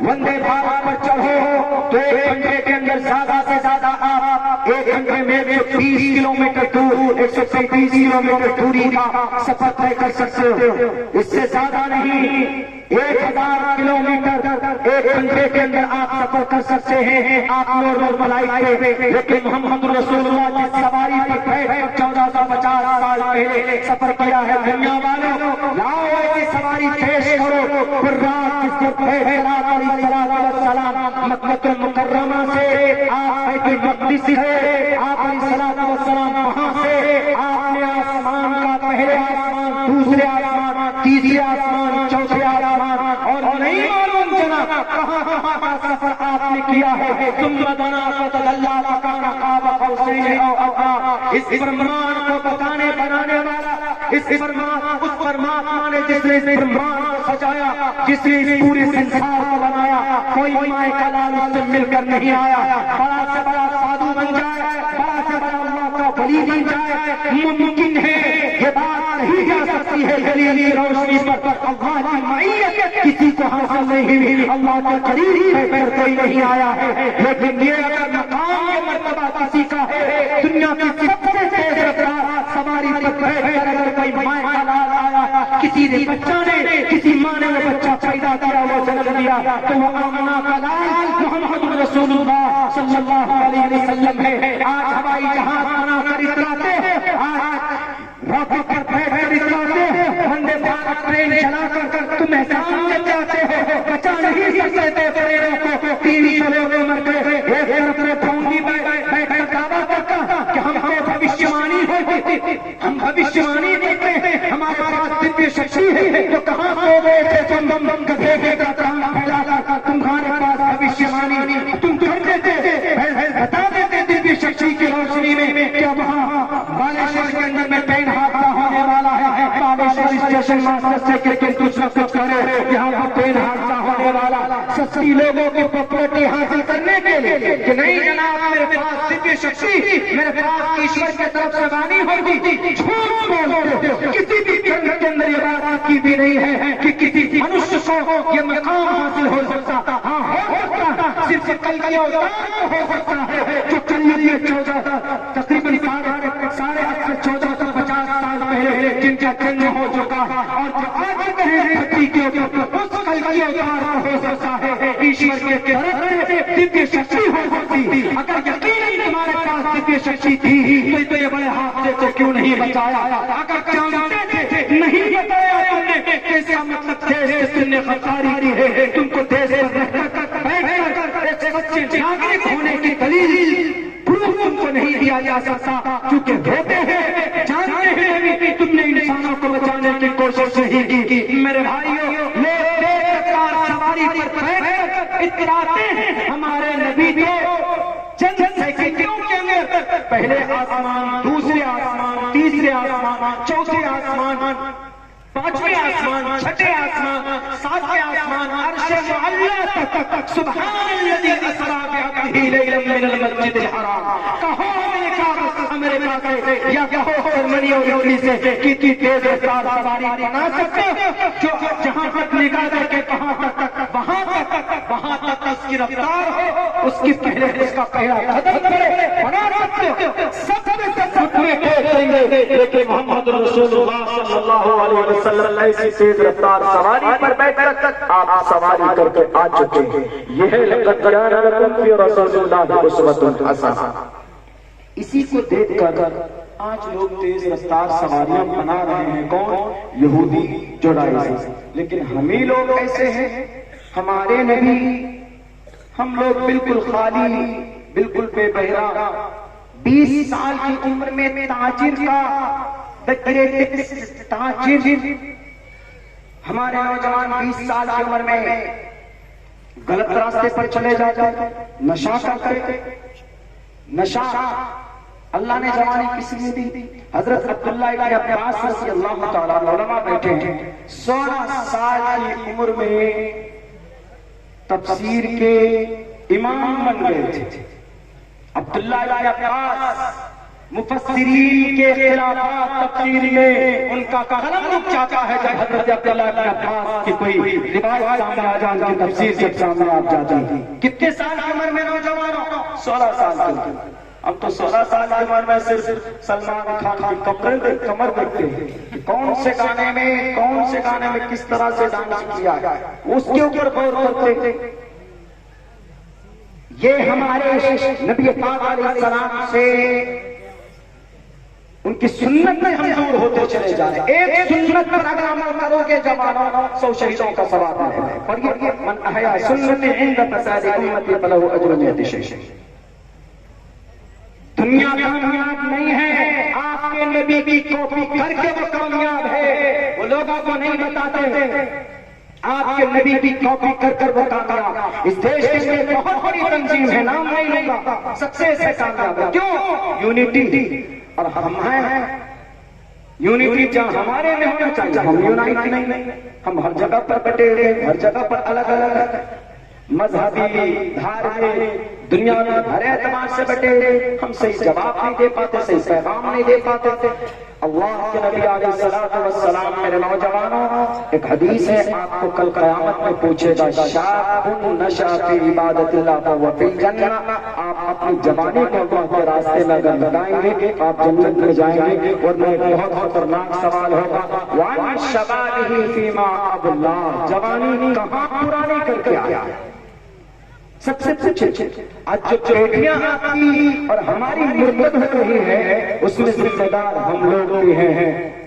اس کے اوپر میں بات کروں گا، لیکن اس سے پہلے وہ جو 24 آیت ہے اس کے اوپر کیا تیاری ہے ہمارے نوجوانوں کی کہ چلو ہاں بھائی غلط فہمی پیدا ہو رہی ہے تو ہم کے سپاہی بن کر قرآن و شریعت کا علمبردار بن ہم بھارت کے سنویدھان کی روشنی میں رہتے ہوئے، ان کے اندر رہتے ہوئے ہم غلط فہمی کا اور ان کا ایکسپلینیشن کریں. ہمارے نوجوان نہیں بتا پائے. ابھی پوچھ لیجئے کہ شاہ رخ خان کی فلم آئی کتنے کی کمائی کی، ابھی فوراً بتا دیں. اور سلمان خان کی فلم آئی کتنی کمائی کی، ڈائریکٹر کون ہے، پروڈیوسر کون ہے ان کو کوریوگرافر کون ہے، کیا کیا ہوتا وہ کون ہے، یہاں تک کہ جو اور چھوٹی چھوٹی چیزوں کے ایڈیٹرز ہوتے وہ ہمارے جوان بتا دیں گے. لیکن ایک چیز پوچھ لیجیے کہ آپ کے قرآن کریم کی 24 آیتوں پر ریلیشن سے ہے، آپ جواب دے سکتے نہیں دے سکتے. صرف آپ کو یاد ہے؟ بالکل نہیں ہے. اللہ کے نبی علیہ السلام پیدا ہوئے مقصد کیا تھا، دنیا کے اندر کیا پیغام ہے، دنیا والوں کے سامنے آپ علیہ السلام کیا ہیں نہیں بتا سکتے. ہمارے نوجوان آج بالکل دلچسپی نہیں ہے، غلط راستے پہ چلنے میں نمبر 1. میرے نوجوانوں، میں خصوصاً آپ کو اسی لیے مخاطب کر رہا ہوں، آپ اس ملت کی تقدیر ہیں، آپ اس قوم کی تقدیر ہیں. یہودی کو عرش معلیٰ تک پہنچایا ان کے نوجوانوں نے. آپ کے ہاتھ میں جو آج موبائل ہیں، سیلفی سب سے بہترین کون سے موبائل سے آتا ہے، ہمیں وہی موبائل چاہیے. پتا ہے اس موبائل میں جو مائکرو کیمرہ لگا ہوا، اس کے اندر جو لینس لگا ہوا، دنیا کو یہ سمجھنے کہ اس لینس کو ہم نے بنایا، اس کیمرے کو ہم نے بنایا. اسی پر تحقیق کر لیجئے، دنیا کے اندر کیمرے کو وجود میں لانے والا ابن حزم ہے، جو قرآن کریم پڑھنا جانتا تھا، جو مدرسے کا طالب علم تھا. The education of film optics, the education, the knowledge of optics پڑھیے. بریڈ ہارڈلی کی کتاب ہے 336 صفحے کی. دنیا کے اوپر محمد رسول اللہ کے ماننے والے کا احسان ہے. قریش نکالو نوجوانوں اور دنیا کو کہو تم زیرو ہو، ہمارے نبی ہیرو ہیں. ہمارے نبی جس شریعت کو لے کر آئے وہ معاشرے کے اصلاح کے لیے سب سے بہترین نظام اور سب سے بہترین سسٹم. صرف اسلامی معاشرے کی اصلاح کے لیے نہیں آئے تھے، آپ علیہ الصلوۃ والسلام رحمت للعالمین تھے. اللہ نے کہا کہ but as a mercy for all creatures. میں آپ سے مسلمانوں کے لیے نہیں بھیج رہا، آپ ایک دنیا کے لیے نہیں بھیج رہا، بلکہ آپ کریٹرز کے لیے بھیج رہا، تمام مخلوقات کے لیے آپ کو بھیج رہا. ویسا بنو، ان کی غلام غلامی کرو. یہ جن کے ڈانس اور جن کی شکلیں دیکھ کر اپنی زندگی تباہ کر رہے ہو، ذرا سوچو اور پوچھو کسی سے بھی کہ کل قیامت میں ہمارا بیڑا پار کون کرے گا. نوجوانوں کیا تم سلمان خان سے کہو گے کل قیامت میں میں آپ کا فین آف یو، میں آپ کا بہت بڑا بھکت تھا. کوئی فلم آتی تھی، کوئی گانا ریلیز ہوتا تھا تو سب سے پہلے میرے موبائل میں ڈاؤن لوڈ ہو جاتا تھا. اس لیے آج اللہ سے سفارش کر دیجیے، سب سے پہلے اللہ انہی لوگوں کو کہے گا مجھے کبھی امید ہے. اللہ جو برائی سے بچتا ہے وہ جنت کا دعوے دار ہوتا. وہ نہاں نفس عن الہوا فإن الجنت ہی المأوا. اس روشنی میں یہ کہہ سکتا ہوں کون ہو تم؟ جی سلمان خان، کان پکڑ لو. تم کون ہو؟ جی شاہ رخ خان، مرغا بن جاؤ. تم کون ہو؟ جی سیف علی خان صاحب، ایک ٹانگ پہ کھڑے ہو جاؤ. تم کون ہو؟ یہ سب ان کا رول ماڈل بنائے بیٹھے ہیں، یہ سب ان کی بھلائی ہونی ہے. لیکن اگر آپ کا بیڑا پار کوئی کرے گا صرف ایک ذات اقدس محمد رسول اللہ صلی اللہ علیہ وسلم، کوئی اور نہیں، نبی نہیں، آدم نہیں، ابراہیم نہیں اور اسماعیل نہیں، بلکہ سب کے سب کہیں گے وَيَقُولُ آدَمُ صَفِيُّ اللَّهِ يَوْمَ الْقِيَامَةِ يَا رَبِّ نَفْسِي نَفْسِي. اگر کوئی آپ کے لیے مطالبہ کرے گا وَيَقُولُ رَسُولُنَا وَنَبِيُّنَا وَهَادِيُنَا شَفِيعُنَا محمد صلی اللہ علیہ وسلم یوم القیامہ یا رب امتی یا رب امتی. آپ کا بیڑا پار محمد کے ہی ذریعے ہوگا. اسی لیے محمد رسول اللہ کی غلامی ہم سیکھیں، ان کی سنت سے محبت کریں، ان کی شریعت کو جاننے کی کوشش کریں. یہی جیسے قرآن کریم کے تعلق سے جو اعتراض ہوئے، اس پر میرا ذہن نہیں تھا بہت دن تک. لیکن ایک بہت بڑے میرے استاد ہیں، نام نہیں لوں گا، آپ کے اعظم گڑھ کے ہی ہیں، دارالعلوم دیوبند. انہوں نے کہا کہ یہ پرمنٹ ایشو بنتا چلا جا رہا ہے، اس ٹاپک پہ کوئی بولتا نہیں ہے. تم سنسکرت جانتے ہو؟ سنسکرت صرف بہت سے لوگ ہوتے ہیں جو سنسکرت کو رد کر کے لوگوں کے سامنے پیش کرتے ہیں، وہ کبھی بھی کچھ بھی ہو سکتے ہیں. لیکن سنسکرت اگر آپ جاننا چاہتے ہیں، پڑھنا چاہتے ہیں، اس کو گرامٹیکلی پڑھیں، گرامر کے اعتبار سے پڑھیے. بہت آپ اگر عربی جانتے ہیں تو آپ کے لیے سنسکرت پڑھنا بہت آسان، عربی سے سمجھنے کے بہت قریب ہے سنسکرت. مثال کے طور پر عربی کے اندر میں واحد بولتے ہیں، تسنیہ بولتے ہیں، جمع بولتے ہیں. سنسکرت کے اندر بھی ہندی میں بھی استعمال ہوتا ہے، ایک وچنم، دوی وچنم، بہو وچنم بولتے ہیں. مذکر مؤنث بول دیتے ہیں، اس میں پرش لنگم اور استری لنگم اور نپنسک لنگم مخنث کے لیے بھی اس میں استعمال ہوتا ہے. سنسکرت عربی کے اندر ہم لوگ بولتے ہیں انتا، انا. سنسکرت کے اندر یویم، توم، یویم، توم. کتابی، میری کتاب، قلمی، میرا قلم. اس کے اندر بھی بول دیتے ہیں مم، نم، گروہم، مم عبداللہ صالح. مائی نیم از عبداللہ صالح، اسمی عبداللہ صالح. سنسکرت میں بولیں گے مم، نم عبداللہ صالح. میرا گھر تھا مم گرو ہم نے میرا تھا سنسکرت میں مم گرو ہم سیمانچل بہار. میرا گھر سیمانچل بہار ہے. گرو ہم گھر کو بولتے ہیں. اسی گرو ہم سے، اسی گرو ہم کے پوسٹ پر ہمارے امت شاہ نے گرہ منتری اسی گرو ہم سے ہے. گرہ منتری، گھر کا منتری. تو یہ لفظ گرہ ہے سنسکرت کا. گرہ منتری، گھر کا منتری، یعنی اس دیش کا وزیر داخلہ جس کو بولتے ہیں. تو یہ سنسکرت جو عربی جانتے ہیں ان کے لیے بہت آسان ہے. تو آپ اگر پڑھیں گے گرامٹیکلی تو آپ کو بہت آسانی ہوگی پڑھنے میں. اور پڑھنا چاہیے. پرانی لینگویج ہے، تھوڑی ٹف ہوتی ہے، جلدی یاد نہیں ہوتی، اس کے شروع اور ورکر ضرورت نہیں ہے، لیکن پڑھ سکتے. پڑھنے میں کوئی دقت نہیں، پڑھنے میں کوئی حرج نہیں. تو انہوں نے کہا کہ تم جانتے ہو تو ذرا بتاؤ تو دیکھو تو کہاں کہاں پر ہے. یہ جو سنسکرت لینگویج میں قرآن کریم کے آیت اور اس کے میننگ مطلب کو پیش کرتے ہیں، جب وہ لٹریچر پہنچایا گیا میرے پاس، اس کا ترجمہ جب سنسکرت میں ہم نے دیکھا، ہم نے کہا کہ تو کھلی بھی اجازت تھی، کہیں سے کہیں تک اس کا رشتہ ہی نہیں.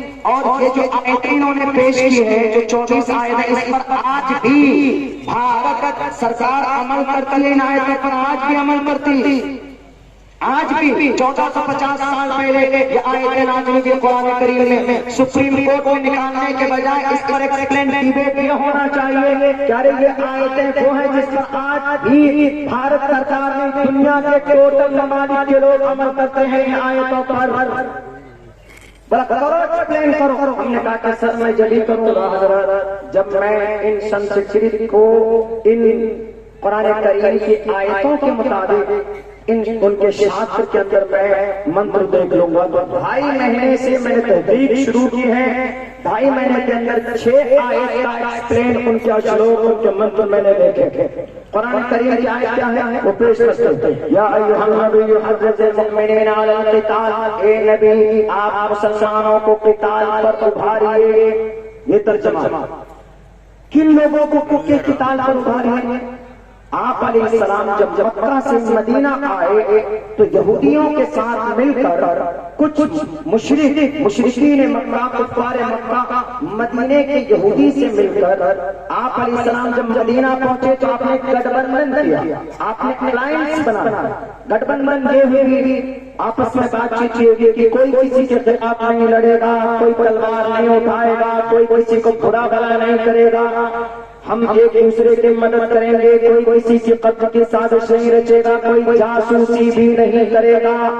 یہ معاہدہ، یہ باتیں لکھی گئی. بات فائنل. آپ علیہ السلام اپنے کام میں لگے ہیں، یہودی بھی اپنے کام میں لگے ہیں، لیکن کچھ یہودی چپکے مدینہ مکرمہ کے مشرکین سے مل کر کہ ارے تمہارے شہر میں جا کر دادا گیری محمد ابن عبداللہ دیکھو، ہم لوگوں نے اتنا جنگ کیا کہ نکال دیا، وہاں سے باہر کر دیا. حالانکہ کہ نکالنے کی وجہ سے نہیں، اللہ کا آرڈر تھا. اللہ کے آرڈر سے آپ علیہ السلام ہجرت کر کے آئے. تو انہوں نے کہا برخلایا یہودیوں کو، اور یہودی نے آپ علیہ السلام کی قتل کی سازش شروع کی، جاسوسی شروع کی. تو جاسوسی کرنے والے کی سزا کیا ہے اس دیش میں، بھارت میں؟ اگر کوئی ہمارے ملک بھارت میں رہ کر اگر کوئی بنگلہ دیش یا چائنا کی جاسوسی کرے یا امریکہ کے اندر جا کر امریکہ کی جاسوسی کرے تو ہر ملک اور ہر دیش کا قانون ہے اس جاسوس کو پھانسی کی سزا یا اس کو مرنے کی سزا سنائی جاتی ہے. آج بھی اگر بھارت کے اندر کوئی جاسوس پکڑا جائے تو اس کو فوراً مودی جی کہیں گے کہ جاسوس ہے، اس نے دیش کی سیکورٹی کو خطرہ پہنچانے کی کوشش کر رہا ہے. ایک کام کرو، ان کو فوراً QA لگا کر ان کو جیل کے سلاخوں کے اندر ڈالو. آج بھی اس آیت پر عمل کرتے جب ہمارے ملک میں جاسوس کو پھانسی کی سزا دی جا سکتی، کسی ملک میں سولی کی سزا دی جا سکتی، تو محمد رسول اللہ کے شہر میں اگر کوئی مکرمہ کا جاسوس پکڑا جائے، اس کا جاسوس پکڑا جائے تو محمد رسول اللہ اگر اللہ کہتا ہے کہ تم اس کو قتل کرو، تمہارے خلاف سے بغاوت کرتے ہیں، اس کو تم مارو، تو یہ گناہ کیسے ہو سکتا ہے؟ بتاؤ ذرا عقل کے دشمنوں، کیسے ہو سکتا؟ یہ ہے اس آیت کا مطلب. ایک عام انسانوں کو، ایک سناتن دھرمی بھائیوں کو قتل کی آرڈر نہیں دیتا، بلکہ جاسوسی کرنے والے اور عہد فکری کرنے والے اور بغاوت کرنے والوں کے لیے اس آیت کے اندر آرڈر دیا گیا. یا ایھا النبی حرض المؤمنین علی القتال. وہ جو جاسوس ہیں، وہ جو شہر کے امن شانتی کو ختم کرنا چاہتے ہیں، وہ جو ملک کے جو دیش دروہی ہیں، ان کے لیے یہ آیت ہے. اور اس آیت پر ہمارے بھارت سرکار عمل کرتی ہے یا نہیں کرتی؟ کیسے جرم ہو سکتا، کیسے مجرم ہو سکتا؟ تب بھی اگر آپ کو سمجھ میں نہیں آتا تو منتر شروع اتھرو وید کے اندر اور یجر وید کے اندر کہا گیا ردھرو گریبا اشریت پشاچا، ردھرو گریبا اشریت پشاچا. اس زمین پر سب کا عمل ایشور کے پاس لکھا جاتا ہے، سب کا عمل ایشور کے پاس لکھا جاتا ہے. جو آدمی اگر کسی اور کو سپورٹ کرے گا، اپنی بات کسی اور کو پہنچائے گا اور اپنے لوگوں کو ہانی پہنچائے گا تو وہ بھی ایشور کے پاس لکھا ہوا ہے. اور کہا جاتا ہے اس شخص کے بارے میں جو اپنے لوگوں کو نقصان پہنچاتا ہے، کیا کہا جاتا؟ پیارو نام پر جام جہی اس کا سر قلم کر دو. جو آدمی اپنے لوگوں کو نقصان پہنچاتا ہے اس کا سر قلم کر دو. اتھروے اور یجربے دونوں کہہ رہا ہے، لیکن قرآن کریم کی آیت پڑھ کر پیٹ میں درد ہو جاتا ہے، اتھروے پڑھ کر پیٹ میں درد نہیں ہوتا، وہاں غور ہونا چاہیے۔ دوسری آیت میں کیا کہتے ہیں؟ دوسری آیت بھی اسی تعلق سے اسی طرح ہے۔ دوسری آیت میں کہتے ہیں کہ وَأَعِدُّوا لَهُم مَّا اسْتَطَعْتُم مِّن قُوَّةٍ، اس آیت کے بعد تک کروڑوں روپے خرچ کرتے ہیں ہمارے دیش کے لوگ، ہمارے دیش کی گورنمنٹ۔ کیسے؟ وَأَعِدُّوا لَهُم مَّا اسْتَطَعْتُم مِّن قُوَّةٍ، بہت باریک بات بتا رہا ہوں میں، یقیناً ذرا غور سے سنیے گا، تھوڑا ماڈرن ہو کر کے سمجھا رہا تھا کہ آسانی کے ساتھ سمجھ میں آ جاتا۔ وَأَعِدُّوا لَهُم مَّا اسْتَطَعْتُم مِّن قُوَّةٍ، اپنے دشمن کے خلاف تم تیار رہو۔ ہمارے اس ملک میں میزائل بنایا گیا کیوں؟ تاکہ ہمارے ملک کے طرف کوئی آنکھ اٹھا کر دیکھے تو ہم میزائل سے ڈرائیں گے۔ ہم اپنے پاس ہمارے پاس ویپنس ہوگا تو دوسرے ممالک پڑوسی ملک جو ہمارے طرف آنکھ اٹھا کر دیکھتے ہیں وہ ڈریں گے، ہمارے ملک کی طرف نگاہ اٹھا کر دیکھے کی ضرورت نہیں ہوگی۔ آج کی عمل کرتے ہیں ڈاکٹر APJ کلام نے 5 میزائل اس لیے بنا کر دیا اور جناب کے لیے ہم کیوں بنایا ہمارے دیش میں؟ تاکہ ہم دشمن کے آنے کے وقت میں اگر دشمن ہم پر حملہ کرے گا تو اپنی دیش کی رکشا کے لیے ہم ان سے مقابلہ کریں گے۔ بتائیے وَآیَتُوا لَهُم مَّا اسْتَطَعْتُم پر آج کی گورنمنٹ عمل کرتی ہے۔ اگر قرآن کریم نے یوں کہہ دیا کہ محمد تمہارے قتل کے لیے اگر کوئی آتا ہے، تم کو مٹانے کے لیے اگر کوئی آتا ہے تو تم تیار رہو دشمن اور اپنے دریش کے خلاف، تو اس میں کون سا جرم ہے؟ اگر نہیں سمجھ میں آتی ہے یہ بات تو اٹھایا جائے اتھروے کے اندر صاف لفظوں میں کہا گیا، صاف لفظوں میں کلیئر لفظوں میں کہا، اے بپرمات ویشو چہی، اے بپرمات ویشو چہی، جو انسان پیار نام پر جاما، جو ظلم زیادتی کرتا ہو ان کے خلاف ہم تیار ہوں، ان کا سر سے جدا کر دو۔ اگر قرآن پر اعتراض آپ کو ہے تو اتھروے کے منت پر اعتراض ہونا چاہیے۔ اگر قرآن کریم کی آیت فَكُلُوا مِمَّا غَنِمْتُمْ لوٹو اور کھاؤ، اگر آپ کو اس پر اعتراض ہے تو اتھروے کا ایک منبر ہے جس میں کہا گیا تُمَمْ تُورِيَ، تُمَمْ مطلب تم تُورِيَ تَرُشَّتَهَا، کہ تم گردن مار دو اس شخص کی جو تمہارے سامنے میں تمہارا دویش ہے، یعنی تمہارا شترو ہے۔ تُمَمْ تُورِيَ تَرُشَّتَهَا، اور جب تمہارا شترو مر جائے تو ان کا بچا ہوا مال ستیم وبھاجانی بانٹ کر کھا لو۔ یہ تو قرآن میں کہا گیا ہے فَكُلُوا مِمَّا غَنِمْتُم، میدان جنگ میں جو چیزیں مل جائیں ان کو تم بانٹ کر کھا لو۔ لیکن کیا ترجمہ کرتے نہیں، لوٹو اور کھاؤ۔ اسلام میں لوٹنا اور کھانا جائز ہے، بالکل جائز ہے۔ زبانی اگر کسی کو تکلیف پہنچا دینا آپ نے وہ بھی جائز نہیں ہے۔ اللہ کے نبی علیہ السلام کا صاحب وہ حدیث موجود ہے، اللہ کے نبی علیہ السلام نے فرمایا کہ صحابہ ذرا بتاؤ کہ مفلس کون ہے؟ تو صحابہ نے کہا کہ جن کے پاس کوئی مال و متاع نہ ہو، کوئی درہم نہ ہو، کوئی دینار نہ ہو، ہماری قوم کا مفلس وہ ہے۔ اللہ کے نبی نے کہا کہ مفلس وہ نہیں ہے، مفلس وہ ہے جو کل قیامت میں بہت ساری نمازیں لے کر حاضر ہوگا، روزے، حج، زکات، نیکیوں کا پہاڑ لے کر حاضر ہوگا، لیکن حال یہ ہوگا کسی کو تکلیف دی ہوگی، کسی کو زبان سے برا بلا کہا ہوگا، کسی کا خون بہایا ہوگا، ناجائز کسی کی زمین کے اوپر قبضہ کیا ہوگا، کسی کو پاور دکھا کر کسی کا گھر بلڈوز کیا ہوگا، اور کسی کو کرسی کی طاقت دکھا کر زبردست کسی کا گھر بالکل ڈیمولش کر دیا ہوگا، کسی کی زمین کے اوپر ناجائز قبضہ کیا ہوگا، تو اس شخص سے کل قیامت میں اللہ تبارک و تعالیٰ اس کو کھڑا کرے گا اور یوں کہے گا کہ تم بڑے نیکی والے ہو، ٹھیک ہے، لیکن یہ دیکھو دعوے دار باقی ہیں، یہ سارے ایک طرف سے لائن میں تم نے ان کو گالی دی تھی، جی گالی دی تھی، کوئی بات نہیں، نیکی دے دو، نیکی اٹھا کر لو جی، گالی کے بدلے نیکی کی، تم نے تمہارا کیا جب جو تھپڑ مارا تھا، لو جی دے دو، تم نے کیا جی بلڈوزر سے گھر توڑا تھا، لو نیکیاں دو، سب لائن میں آئیں گے، سب ساری نیکیاں اٹھا کر دی جانے لگیں گی، اس کی نیکیاں اور دعوے دار باقی ہوں گے کہ ہمارا بھی حق ہے، میری زمین کے اوپر قبضہ کیا تھا، بڑا دبنگ تھا نا، دکھا کر وہ کٹا دکھا کر کھڑا کر دھمکا کر اور دنیا کی عدالت نے پیسے کھلا کھلا کر ججمنٹ بدل کر ہماری زمین کے اوپر قبضہ کیا تھا. اللہ کہے گا کہ ڈونٹ وری، فکر مت کرو، فَالْيَوْمَ لَا تُظْلَمُ نَفْسٌ شَيْئًا، کسی کے اوپر ذرہ برابر بھی ظلم و زیادتی نہیں ہوگی، اور میں رب کسی کے اوپر ظلم بھی نہیں کروں گا.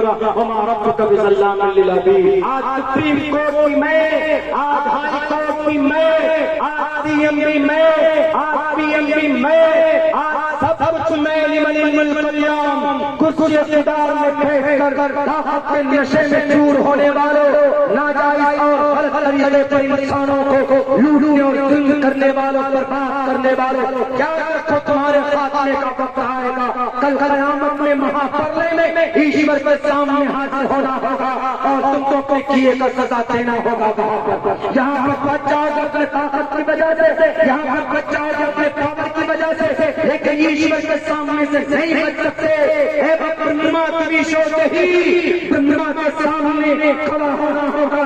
برہما کی باتوں کے مرضی کے خلاف کسی کے اوپر ظلم زیادتی کی ہوگی، اگر کوئی بھی انسان کرے گا تو نہیں بخشا جائے گا. اللہ کہے گا کون ہے آج کا مالک، کون ہے آج چیف جسٹس، کون ہے آج سپریمو. لمن الملک اليوم، آواز نہیں آئے گی تب کہا جائے گا للہ الواحد القہار. آج کا سپر پاور اگر کوئی ہے تو اللہ تبارک و تعالی. وہاں پر اس آدمی کے کی نیکیاں ختم ہو جائیں گی، دعوے دار باقی ہوں گے. ان دعوے داروں کے گناہ ڈال کر ان کو جہنم کے اندر ڈال دیا جائے گا. جہاں پر یہی نہیں بلکہ اگر کسی بے سینگ والی بکری کو، سینگ والی بکری نے اگر اس کے اوپر ظلم زیادتی کی ہے تو اس جانور کو بھی، بے سینگ والی بکری کو بھی انصاف ملے گا کل قیامت میں. جب جانوروں میں بھی اللہ کے نبی علیہ الصلوۃ والسلام کہنے کہ انصاف ہوگا تو کیسے کہا جا سکتا تھا کلوا مما غنمتم؟ یہ ان مال کے لیے ہے جو جنگ کے میدان میں جو مال جو دولت حاصل ہوتی ہے ان کے استعمال کے لیے بات کہی گئی ہے. اسی لیے اگر خدا کے واسطے اگر آپ کو قرآن کریم کی یہ آیت یا ایھا النبی حرض المؤمنین علی القتال پر اعتراض ہے تو آپ کو رودرگو گریما اشرت پشاچا پر بھی اعتراض ہونا چاہیے. اگر آپ کو فقتل المشرکین حیث وجدتموہم پر بھی اعتراض ہے تو آپ کو ایبا برہما بویشو صحیح پر بھی اعتراض ہونا چاہیے. اگر آپ کو فکلوا مما غنمتم کے اوپر، اگر آپ کو فکلوا مما غنمتم کے اوپر اعتراض ہے تو آپ کو ترنت دوریت روشتہ ستم نبھا جانے کے اوپر بھی اعتراض ہونا چاہیے. لیکن ان آیتوں کو بیس بنا کر انہیں مدرسوں میں پڑھایا جاتا ہے، اسی لیے ہم مدرسے سے چلائیں گے، قرآن کریم جل جائے گا.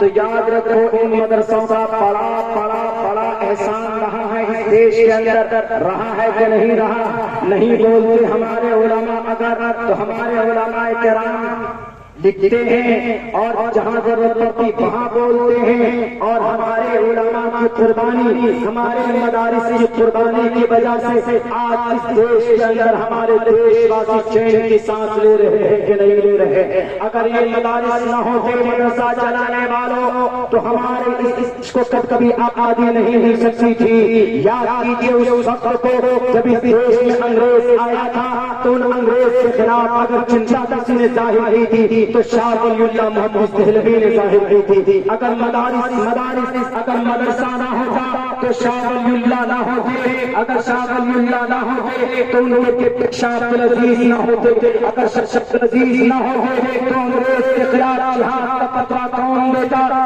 سابقر کے چاپلوس تھا شاہ عبدالعزیز محمد دہلوی نے انگریز کے خلاف فتویٰ دیا تھا. اگر مدرسہ نہ ہوتا، شاہ عبدالعزیز نہ ہوتے، شاہ عبدالعزیز نہ ہوتے تو حاجی امداد اللہ مہاجر مکی بھی نہ ہوتے، حاجی امداد اللہ نہ ہوتے تو مولانا قاسم نانوتوی نہ ہوتے، مولانا قاسم نانوتوی نہ ہوتے تو مولانا رشید احمد گنگوہی بھی نہ ہوتے، مولانا ممنون علی ناگر نہ ہوتے. عربی مدرسے کے استاد محترم مولانا قاسم نانوتوی کے استاد محترم مولانا عبدالرشید گنگوہی کے استاد محترم مولانا ممنون علی ناگر. اگر یہ مدارس نہ ہوتے تو یہ مولانا نہ ہوتے.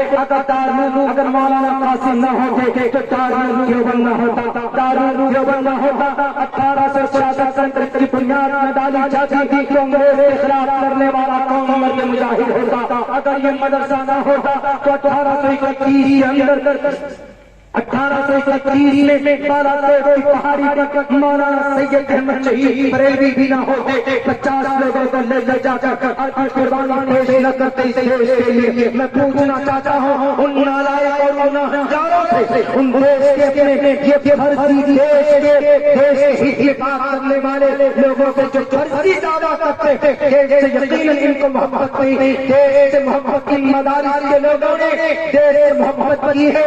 ان مدارس سے ہی آواز اٹھتی تھی انگریز کے خلاف لڑنے کے لیے، انگریز کے فوج میں بھرتی ہونے کے لیے. ناجائز کا فتویٰ ان مدارس کے طرف دیوار سے نکلا تھا. تم یاد کرو اس وقت کو، اگر مدرسہ نہ ہوتا، دارالعلوم دیوبند نہ ہوتا تو ہمارے علماء نہ ہوتے. اگر دارالعلوم دیوبند نہ ہوتا، شیخ الہند نہ ہوتے. اگر شیخ الہند نہ ہوتے تو مولانا عبید اللہ سندھی بھی نہ ہوتے. مولانا عبید اللہ سندھی نہ ہوتے تو تحریک ریشمی رومال کے لیے محنت کون کرتا؟ تم کرتے نہیں کر سکتے تھے. تم دلوں میں چھپے ہوئے تھے، تمہارا جنم نہیں ہوا تھا. اس وقت میں 1925 میں تم آئے ہو اور 1800 جناب 1755 سے کلمہ پڑھنے والوں نے اس دیش کو آزاد کرنے کے لیے قربانی پیش کی تھی. نہیں ہے تو تاریخ معلوم اٹھا 83 کی تاریخ 1755 میں سب سے پہلے نواب سراج الدولہ کا نانا علی مدنی خان نے انگریز کے خلاف جنگ کی شروعات کی تھی. مدرسے میں پڑھ کر بچے کو پڑھاتے تھے. 1799 کی تاریخ پڑھو، قرآن پڑھنے والا ٹیپو سلطان 10 سال کا بچہ اپنے پاس کی صحیح تربیت کی وجہ سے ایک ایسا صحابہ بنا کہ دونوں ہاتھ سے تلوار بھی چلاتا تھا اور دونوں ہاتھ سے دعا بھی مانگتا تھا. جس دن ان کی شہادت ہوئی ہے تو پیارے قرآن کریم پڑھ کر فجر کی نماز کے بعد انگریز کے سامنے جا کر دو تلوار لے کر کھڑا ہوا. ایسا بچہ قیامت کی صبح تک کوئی دیش کے اندر نہیں پیدا کر سکتا جیسا ٹیپو سلطان تھے. ٹیپو سلطان دونوں ہاتھ سے تلوار چلانے والے مرد مجاہد تھے. یہ تاریخ ہماری نہیں. اگر ہمارا قرآن نہ ہوتا تو یہ ہمارے مجاہد پیدا نہ ہوتے. اگر ہمارے مجاہد نہ ہوتے تو انگریز کے حکام ڈال کر بات کرنے والا کون ہوتا؟ کوئی مائع کا لال بتائیں تمہاری تنظیم میں سے نہیں ہے. انہیں مدرسوں سے پڑھ کر نکلنے والے مولانا حسین احمد مدنی نے کہا تھا کہ میں انگریز کے فوج میں بھرتی ہونے والے ہمارے نوجوانوں کے خلاف ایک فتویٰ لکھتا ہوں. فتویٰ لکھا گیا. کسی نے کہا کہ حسین احمد مدنی آج تمہاری خیر نہیں، مر جاؤ گے، یہ تو پھانسی کی سزا دے دیں گے. حسین احمد مدنی نے کہا تھا انگریز کے سامنے کھڑے ہو کر کہا تھا مرنے سے کون ڈرتا ہے؟ اگر یہ مدرسہ نہ ہو مولانا حسین احمد مدنی جیسا شیخ الاسلام جیسا مرد مجاہد نہ ہوتا. مولانا اسد مدنی کے ابا، مولانا محمود مدنی کے دادا، مولانا اسد مدنی کے ابا، یہ شیخ الاسلام حسین احمد مدنی جنہوں نے انگریز کے رگوں کو ٹھنڈا کیا. کوئی مائع کا لال نہیں تھا انگریز سے مقابلہ کرنے والا، لیکن کون؟ ایک داڑھی اور ایک ٹوپی والا جو مدرسے سے بلونگ کرتا. اگر یہ نہ ہوتے، یہ مدرسہ نہ ہوتا، آج مدرسوں کو بڑی آسانی کے ساتھ چلاتے. جب انگریز کے سامنے لڑائی کی بات تھی تو ہمارے حفاظ کرام جو حفظ کر رہے تھے معصوم چھوٹے بچے کے بچوں کو تہوار کے طور پر استعمال کیا. تم تو غلامی دیتے تھے، تم تو چاپلوسی کرتے تھے. اگر یہ مدرسہ نہ ہوتا یہ دیش آزاد نہیں ہوتا. یہ احسان مدرسوں کا ہے اس دیش. اسی لیے غلط فہمی کی بنیاد پر مدرسوں کو جلانا، کتابوں کو جلانا غلط بات. کتابوں کو جلاتے ہو ایشور کے پاس آپ کو جواب دینا پڑے گا. میرے بھائیو وقت بھی کافی ہو چلا ہے اور کل پرسوں کی تاریخ میں ہمارے گھر پہ ایک بڑا حادثہ فاجعہ ہمارے بردر ان لا، ہمارے فادر ان لا سسر محترم کا انتقال ہوا، جس کی وجہ سے میں کل کے پروگرام میں نہیں پہنچ پایا. گھر والے آج بھی منع کر رہے تھے اتنی دور جاؤ گے، کیونکہ یہ ایک آئی لینڈ میں بسے تھے آپ لوگ، اعظم گڑھ موقع کے اس کمیونیکیشن میں تھوڑی دقت ہوتی تھی. ڈائریکٹ ٹرین ڈیلی یہاں کے لیے ایسے ٹائپ پہ ہے کہ 2 دن پہلے نکلنا پڑتا. یا اگر فلائٹ سے آئیں گے تو ہمیں اگر فلائٹ سے آنا ہوگا تو ہم ڈوگرا کو دلی جائیں گے، دلی سے تب وارانسی آئے یا پھر گورکھپور آئے، تھوڑا لمبا پڑ جاتا ہے. لیکن بس ایک بات اور میں بتا کر آپ لوگوں سے اپنی بات ختم کروں گا، وہ یہ خصوصاً نوجوانوں کو ایک پیغام میں دینا چاہتا ہوں. میرے نوجوانوں، یہ تاریخ ہمارے سامنے ابھی ہے. ان چیزوں کی جانکاری آپ حاصل کیجیے. آپ سنت رسول اللہ کے مطابق زندگی گزاریں. اتہاس سیرت پڑھیے تاکہ کہیں پر کوئی غلط افواہ پھیلاتا ہے بتاتا اس کو پرامن طریقے سے اس کو مطمئن کیجیے، سیٹسفائی کیجیے. بتائیے ہر ساری باتیں ان کے گرنتھ کے اندر موجود ہیں لکھی. ایک آدمی جب زیادہ بحث کرتا ہمارے سامنے، میں اس کو شریمد بھگوت گیتا کا پہلا شلوک پڑھ کر سمجھا دیتا ہوں. میں کہتا ہوں کہ دیکھو بھائی، تم قرآن پر اعتراض کرنے سے پہلے محمد رسول اللہ کی لائی ہوئی شریعت جو لائی ہوئی کتاب ہے ان کے اوپر جو اوتری تو یہ قرآن، ان کے 24 آیتوں پر الیگیشنز اور الزام اور بہتان لگانے سے پہلے آپ پہلے اپنے شاستروں کو پڑھ لیجیے. نیتا جی کے کہنے پر مت اچھو. نیتا جی 5 سال کے لیے آئیں گے بس وہ اپنے فائدے کے لیے. آپ سوچو آپ کا سب سے بڑا نیتا آپ کا ایشور ہے. ایشور کا فرمان کیا ہے؟ ایشور کیا کہہ رہا ہے؟ جنگ محمد رسول اللہ نے اپنی تلوار اٹھائی تو بھائی شری کرشن جی نے بھی، شری ارجن جی نے بھی، شری رام چندر جی نے بھی اٹھایا. یہاں تک کہ شریمد بھگوت گیتا کا پہلا شلوک میں پڑھتا ہوں، آپ لوگ بھی دیکھ لیجیے گا. یہ منتر ملے گا: دھرم چھیترے کروچیترے سمویدایوتسوః مامکا پانڈوا چیچن کروت سنجیا. شریمد بھگوت گیتا کا پہلا شلوک ہے جس میں جنگ کی بات آئی گئی. جنگ لڑائی. اگر قرآن کریم کی پہلی آیت، اگر پہلی سورت میں سورہ فاتحہ میں بھی کہیں جنگ کی بات ہوتی ہے نا، تو یہ لوگ پکڑ سورہ فاتحہ کو پت کاٹ کر نکال کر پھینکنے کی کوشش کرتے کہ نہیں، پہلی سورت میں قتل ہے، پہلی سورت میں جہاد ہے.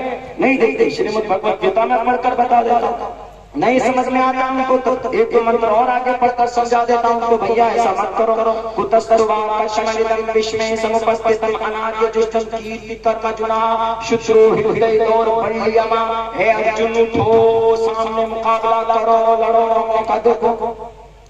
اسی لیے وہ ایک وقت ہوتا ٹائم ہے.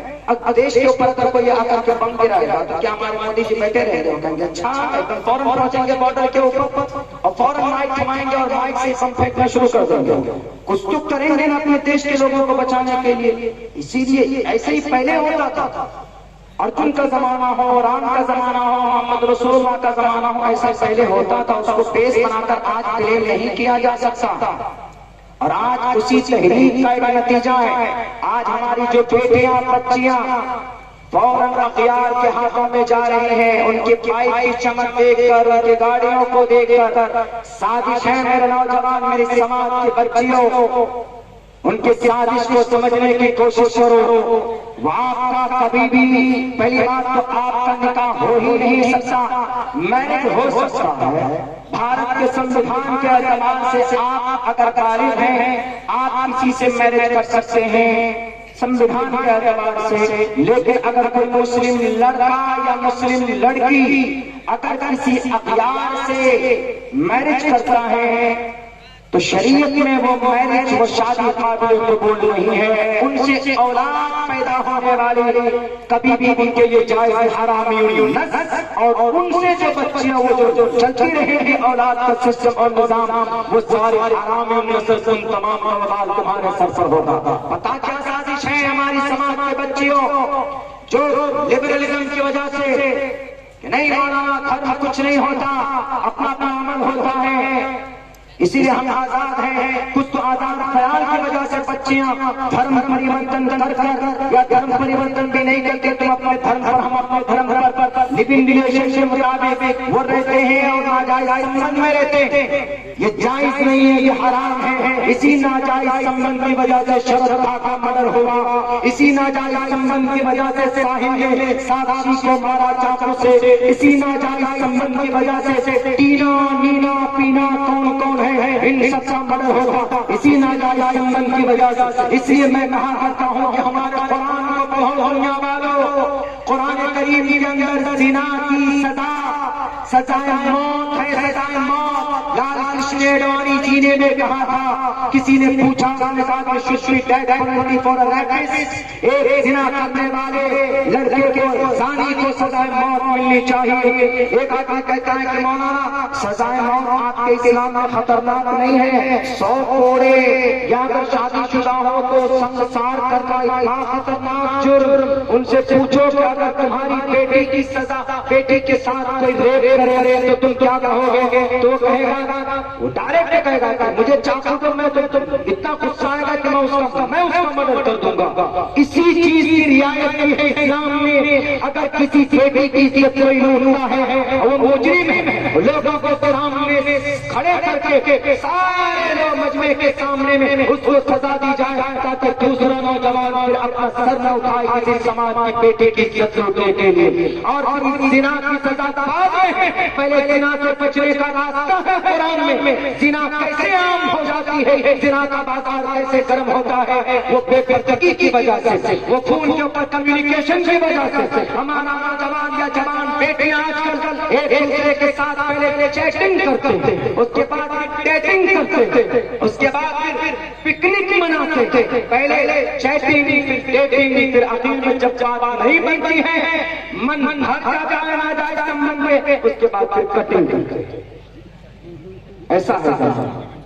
دنیا والے کیا کہتے ہیں؟ چیٹنگ بھی جائز، ڈیٹنگ بھی جائز، لیکن کٹنگ جائز. اسلام کہتا ہے کہ نہیں، کٹنگ تو ہے ہی نہ جائز، لیکن چیٹنگ بھی نہ جائز، ڈیٹنگ بھی نہ جائز. کیوں؟ چیٹنگ سے شروعات ہوتی تھی. اسی لیے اسلام کہتا ہے کہ کوئی سماج کی بچی کسی غیر محرم لڑکے یا مرد سے کسی سے بات نہ کرے. دونوں کے لیے پردے کا آرڈر ہے. یہ جو میڈیا والے بولتے ہیں کہ اسلام میں دیکھیے عورت کو پردہ، ارے مرد کو بھی پردہ ہے. قل للمؤمنات پڑھتے ہوں میں وقت قل للمؤمنین کا ترجمہ کرنا بھول جاتا ہے. قل للمؤمنین یغضوا من ابصارہم، مرد کے لیے پردہ نہیں ہے. قل للمؤمنات یغضضن من ابصارہم، نگاہیں کنٹرول میں رکھو. Don't show your beauty and ornament in front of a stranger person. اخیار کے سامنے میں اپنی بیوٹی کو ظاہر مت کرو. سیف وقرن فی بیوتکن ولا تبرجن تبرج الجاہلیۃ الاولی. گھر میں رہو، ضرورت پڑے تو اپنے محرم کے ساتھ باہر جاؤ تو پردے میں ملبوس ہو کر جاؤ. اور وہ شیطان کا ایجنڈا تمہارے ہاتھ میں، شیطان کا جھنڈا موبائل، اس کو ختم کرو، اس سے جڑنے کی کوشش مت کرو. ایک لڑکا کا پوچھتا ہے کہ مولانا میں مرنا چاہتا ہوں، آپ کی طرح بننا چاہتا ہوں. میں نے کہا میرے کیوں بننا چاہتا ہوں؟ مجھ سے اچھا بنو. میں تو پاگل ہوں، میں تو ایک طالب علم ہوں چھوٹا سا، مجھ سے بھی بڑا بنو. کیسے ہوگا؟ ہم یہ کریں گے. ہم نے کہا کہ موبائل ہے. بولا ہاں موبائل ہے، سوشل میڈیا یوز کرتا ہوں. میں نے کہا اس کو بند کرو پہلے. ہم نے کہا کہ جب جب دیوبند میں ہم جب ہم ڈپلوما کرنے بنگلور گئے تب بھی ہم نے موبائل کا استعمال نہیں کیا. یہ موبائل شیطان کا ایک سمجھے کہ ہتھیار ہے آپ کے پاس. فوراً ہمارے نوجوان میسج کرتے، کسی سماج کی بچی کا نمبر لیتے ہیں اور میسج کرتے ہائے ہیلو. اچھا آپ کو لگا غلط فہمی سے چلیے غلطی ہو گئی. کچھ دن بعد پھر میسج کریں گے، پھر دوستی کی ہاتھ بڑھائیں گے اور نئے نئے چیلنجز اور ڈائلاگ پھینکیں گے کہ میں آسمان سے تمہارے لیے یہ لے آؤں گا. I am a doctor, I am an intelligent person and I want to marry you. یہ کریں گے وہ کریں گے. اور جب کوئی چاکلیٹ ڈے بھی مناتے ہیں، وقت ڈے بھی آئے تو اس کا دھیان رکھتے ہیں، کیک ڈے کا دھیان رکھتے ہیں. آج ہیپی برتھ ڈے، آج کیک ڈے، آج روز ڈے، آج ہیپی آج ویلنٹائنس ڈے، آج friendship day, mummy day, yoga day, فلاں ڈے. ہم کہتے ہیں کسی دن موت ڈے بھی بنا لینا، موت ڈے کا بھی میسج بھیج دینا. یہ ساری بیماریاں، یہ سارے راستے آپ کو زنا کی طرف لے کر جاتے ہیں. ایک لڑکا بولتا نہیں مولانا میں تو بہت سچی محبت کرتا ہوں. ایک بات یاد رکھو، سچی محبت سے پاپا ہو، سچی محبت اللہ سے ہی ہوتی، کسی اور سے نہیں ہوتی. یہ صرف ایک اٹریکشن ہے جو شیطان پیدا کرتا تھا. اس لیے سماج کے ہمارے نوجوانوں اور سماج کی بیٹیوں ان برائیوں سے بچیے. یہ زنا کی طرف لے کر جاتا ہے. اور اگر اخیار آپ کو کوئی کہتا کہ آؤ ہم تمہارے فرینڈ ہیں، دوست ہیں، ہم سے نکاح کر لو، ہم تم کو خوشحال زندگی گزاریں گے، نکاح نہیں ہو سکتا اس کے ساتھ. کسی بھی غیر مسلم لڑکے کا یا غیر مسلم لڑکی کا کسی مسلم لڑکے سے یا کسی غیر مسلم لڑکی سے نکاح نہیں ہو سکتا. ناجائز، حرام ہے، حرام ہے، حرام. اگر تم مرتد ہو جاتی ہو، اگر تم اپنے ایمان کو بیچ کر کسی کسی غیر مسلم غیر مومن لڑکے سے نکاح کرتی ہو تو ان کا اجازہ ہے ہر سال 10,000 بچیوں کو مرتد کرنے کا، آپ کے ایمان سے آپ کو پھیرنے کا۔ اور پتہ ہے مرتد بہت چھوٹا سا ورڈ ہے لیکن کتنا خطرناک وبال ہے اس کے اندر۔ اگر کوئی مسلمان یا ایھا الذین آمنوا من یرتد منکم عن دینہ فیمت وہو کافر، اگر مرتد ہو جائے اپنے دین سے اور اسی حالت میں مر جائے تو اس کے سارے اعمال بیکار، اولئک حبطت اعمالهم فی الدنیا والآخرہ اولئک اصحاب النار هم فیہا خالدون۔ کل قیامت میں مرنے کے بعد اس کو کبھی بھی جنت نہیں مل سکتی۔ میرے بھائیو، میرے سماج کے بیٹیوں، ان چیزوں کے اوپر ذرا غور کیجیے گا۔ کبھی بھی کسی کی بائک کی چمک کو دیکھ کر، کسی کی گاڑی کی چمک کو دیکھ کر آپ کسی غیر مسلم لڑکے کے ساتھ اپنی قیمتی دولت ایمان کا سودا نہیں کیجیے گا۔ اللہ کے دربار میں ایمان سے بڑی کوئی قیمتی دولت نہیں ہے۔ لیکن میرے بھائیوں کو کبھی کبھی کہنا پڑتا ہے، کبھی کبھی سماج میں ہماری بچیاں مجبور ہو کر نکاح کرتی ہیں، کسی غیر کے ہاتھوں میں جا کر اپنے ہاتھ کو دیتے اور اپنے ایمان کا سودا کرتی تھی۔ ہم بھی مجرم ہیں، ہماری سماج کی لبرل بچیاں تو ہے ہی مجرم، کیونکہ ہمارے پاس کالج نہیں، ہمارے پاس یونیورسٹی نہیں، ہمارے پاس اعلیٰ معیار کی تعلیم کے لیے ہمارے پاس ادارے نہیں۔ تو وہ کون ہے ذمہ دار؟ ہم ذمہ دار ہیں، ہم اور آپ ذمہ دار ہیں۔ ہمارے دیش کے بڑے بڑے جو لیڈر چلے گئے اس دنیا سے جنہوں نے قوم کے لیے کوئی پرواہ نہیں کی۔ ہم ڈاکٹریٹ پڑھانا جرم نہیں، ڈاکٹریٹ کی تعلیم قرآن کریم کے اندر، سائنس کی تعلیم خود قرآن کریم کے اندر۔ موقع ملے گا تو کل کے جلسے میں قرآن اور سائنس کے تعلق سے بات کروں گا۔ یہ ساری چیزیں گناہ نہیں بلکہ اس دنیا کے اوپر احسان عظیم ہے قرآن کا اور اسلام کا۔ قرآن اور اسلام کبھی بھی سائنس کے خلاف نہیں بلکہ سائنس نکلا قرآن سے ہے۔ سائنس کی بنیاد قرآن کریم کے اوپر البرٹ آئنسٹائن نے ڈالی تھی 1915 کے اوپر۔ میں اس تاریخ کے اوپر بھی کل روشنی ڈالوں گا موت کے اندر، لیکن میں اتنا کہتا ہوں کہ ہم لوگ مجرم، ہم اپنے قوم کے لیے نہیں سوچتے ہیں، ہم اپنے قوم کی بچوں کے لیے نہیں سوچتے۔ کیسے آپ آئیں گے مولانا یونیورسٹی کیسے بنے، مولانا مدرسہ چلانے میں ہمارا پسینہ نکل پڑتا ہے، مدرسے کے چندے کے لیے یقیناً بڑی قربانی دیتے ہیں ہمارے اکابر علماء کرام۔ رمضان میں گرمیوں میں تپتے ہیں، ان کا پسینہ بہتا ہے اور بھوک پیاسے کھڑے ہو کر ادھر ادھر بھٹک کر رسید لے کر جاتے ہیں، تب جا کر چندہ جمع کر کے مدرسہ چلاتے ہیں۔ یقیناً قربانی اللہ کے نبی کی پاک صحابہ کی جماعت کے بعد اس زمین پر کوئی مبارک جماعت ہے تو علماء کرام کی ہماری جماعت ہے۔ ان کو عزت کی نگاہ سے دیکھیے، ان کو پریشان مت کیجیے۔ لیکن کیا یونیورسٹی نہیں بنائی جا سکتی؟ بنائی جا سکتی ہے، لیکن کیا ہمارے مدرسوں کو ہم لوگ نہیں چلا سکتے؟ چلا سکتے۔ اس دیش کے اندر آبادی کتنی ہے؟ 35 کروڑ کی آبادی تھی۔ اگر ایک دن میں 10 کروڑ مسلمان اگر ایک دن میں جمع کرے گا تو ایک مہینے کے اندر 300 کروڑ روپے جمع ہوں گے۔ آپ اندازہ نہیں کر سکتے۔ ایک دن کے اندر 10 کروڑ جمع ہوئے اور ایک مہینے کے اندر 300 کروڑ روپے جمع ہوں گے اور پورے سال کے اندر 12 مہینے میں 3600 کروڑ روپے جمع ہوں گے۔ ہم تعمیر مدرسہ بھی کریں گے، ہمارا مدرسہ بھی چلے گا، یونیورسٹی بھی بنے گی، ہم ڈاکٹر بھی بنائیں گے، علماء بھی بنائیں گے، مفتیان کرام بھی بنائیں گے۔ اور جو اگر مدرسے کو چلائے گا اس کے اوپر قانونی کارروائی کر کے اس تنظیم کے ذریعے سے اس کو کہتے کہ دادا پہنچائیں گے۔ صرف ایک روپے اگر ایک دن میں جمع کیا جائے، مہینے میں 30 روپے، ہمارے نوجوان کو ایک دن میں رجنی کنڈا 25 روپے کا کھاتا ٹھوک دیتے ہیں۔ اگر مہینے میں 30 روپے جمع کرے گا تو میرے جوانوں آپ کے پیسوں کا صحیح استعمال ہو سکتا ہے کہ نہیں ہو سکتا؟ میں اس لیے بول رہا ہوں اس قوم کی رہنمائی کی ضرورت ہے۔ ہم مجرم ہیں، کیوں مجرم ہیں؟ ایک واقعہ بتا کر بات کی ختم کرتا ہوں۔ ایک بچی بھیونڈی کی، وہ بچی 27 سال کی عمر میں تھی، وہ بچی پڑھی لکھی تھی، وہ بچہ اپنے اسٹیٹمنٹ میں کہتی ہے میں گریجویٹ، میں پڑھی لکھی ہوں، میں گریجویشن کمپلیٹ کی۔ لیکن اس بچی نے، مومن بچی تھی، اپنے 10 سال پرانے ایک اپنے غیر مسلم عاشق کے ساتھ انہوں نے اپنے دوست کے ساتھ، بوائے فرینڈ کے ساتھ انہوں نے نکاح کیا اور ان کے دھرم کے حساب سے کیا۔ پہلے کورٹ میرج کیا، اس کے بعد ان کے دھرم کے حساب سے انہوں نے وواہ کیا، یعنی اپنے ایمان سے ہاتھ دھو بیٹھا۔ کسی نے کہا کہ آپ کے بھیونڈی کے اندر ایسا ہوا، وہاں کے ذمہ دار سے کہا آپ لوگ خبر نہیں لیتے، بچیاں مرتد ہو رہی اور آپ بیٹھے ہوئے ہیں، آپ کس چیز کے صدر بنے بیٹھے، آپ کس چیز کے سیکریٹری بنے بیٹھے، ایئر کنڈیشن روم میں بیٹھے بیٹھنے کے لیے نہیں، یہ صدارت کا کرسی ہو، صدارت کی کرسی ہو، کہ یہ CM کی کرسی ہو، کہ PM کی کرسی ہو، ذمہ داری لے کر کے آتی تھی، بیٹھ کر ججمنٹ دینے کے لیے نہیں آتی تھی، معصوموں کے اوپر لاٹھی چارج کروانے کے لیے نہیں آتی تھی، بیٹوں کے اوپر اتیاچار کرنے کے لیے یہ کرسی نہیں آتی، یہ کرسی انصاف کے لیے آتی تھی۔ اگر نہیں تمہیں معلوم کرسی کا استعمال کیسے ہوتا، اٹھاؤ تاریخ عمر فاروق کی دیکھو پڑھو، تمہیں پتا چلے گا کہ حکومت دنیا کے اندر کیسے کی جاتی۔ ہمارے فاروق رضی اللہ تعالیٰ نے بتایا دنیا کو 22 لاکھ میل کے علاقے کا پرائم منسٹر بن کر انہوں نے دیش چلانا سکھایا۔ میرے بھائی اس بچی کے پاس ذمہ دار لوگ پہنچے اور کہا کہ بیٹی تم نے کتنی بڑی غلطی کی، تم نے اپنے ایمان کا سزا کر لیا۔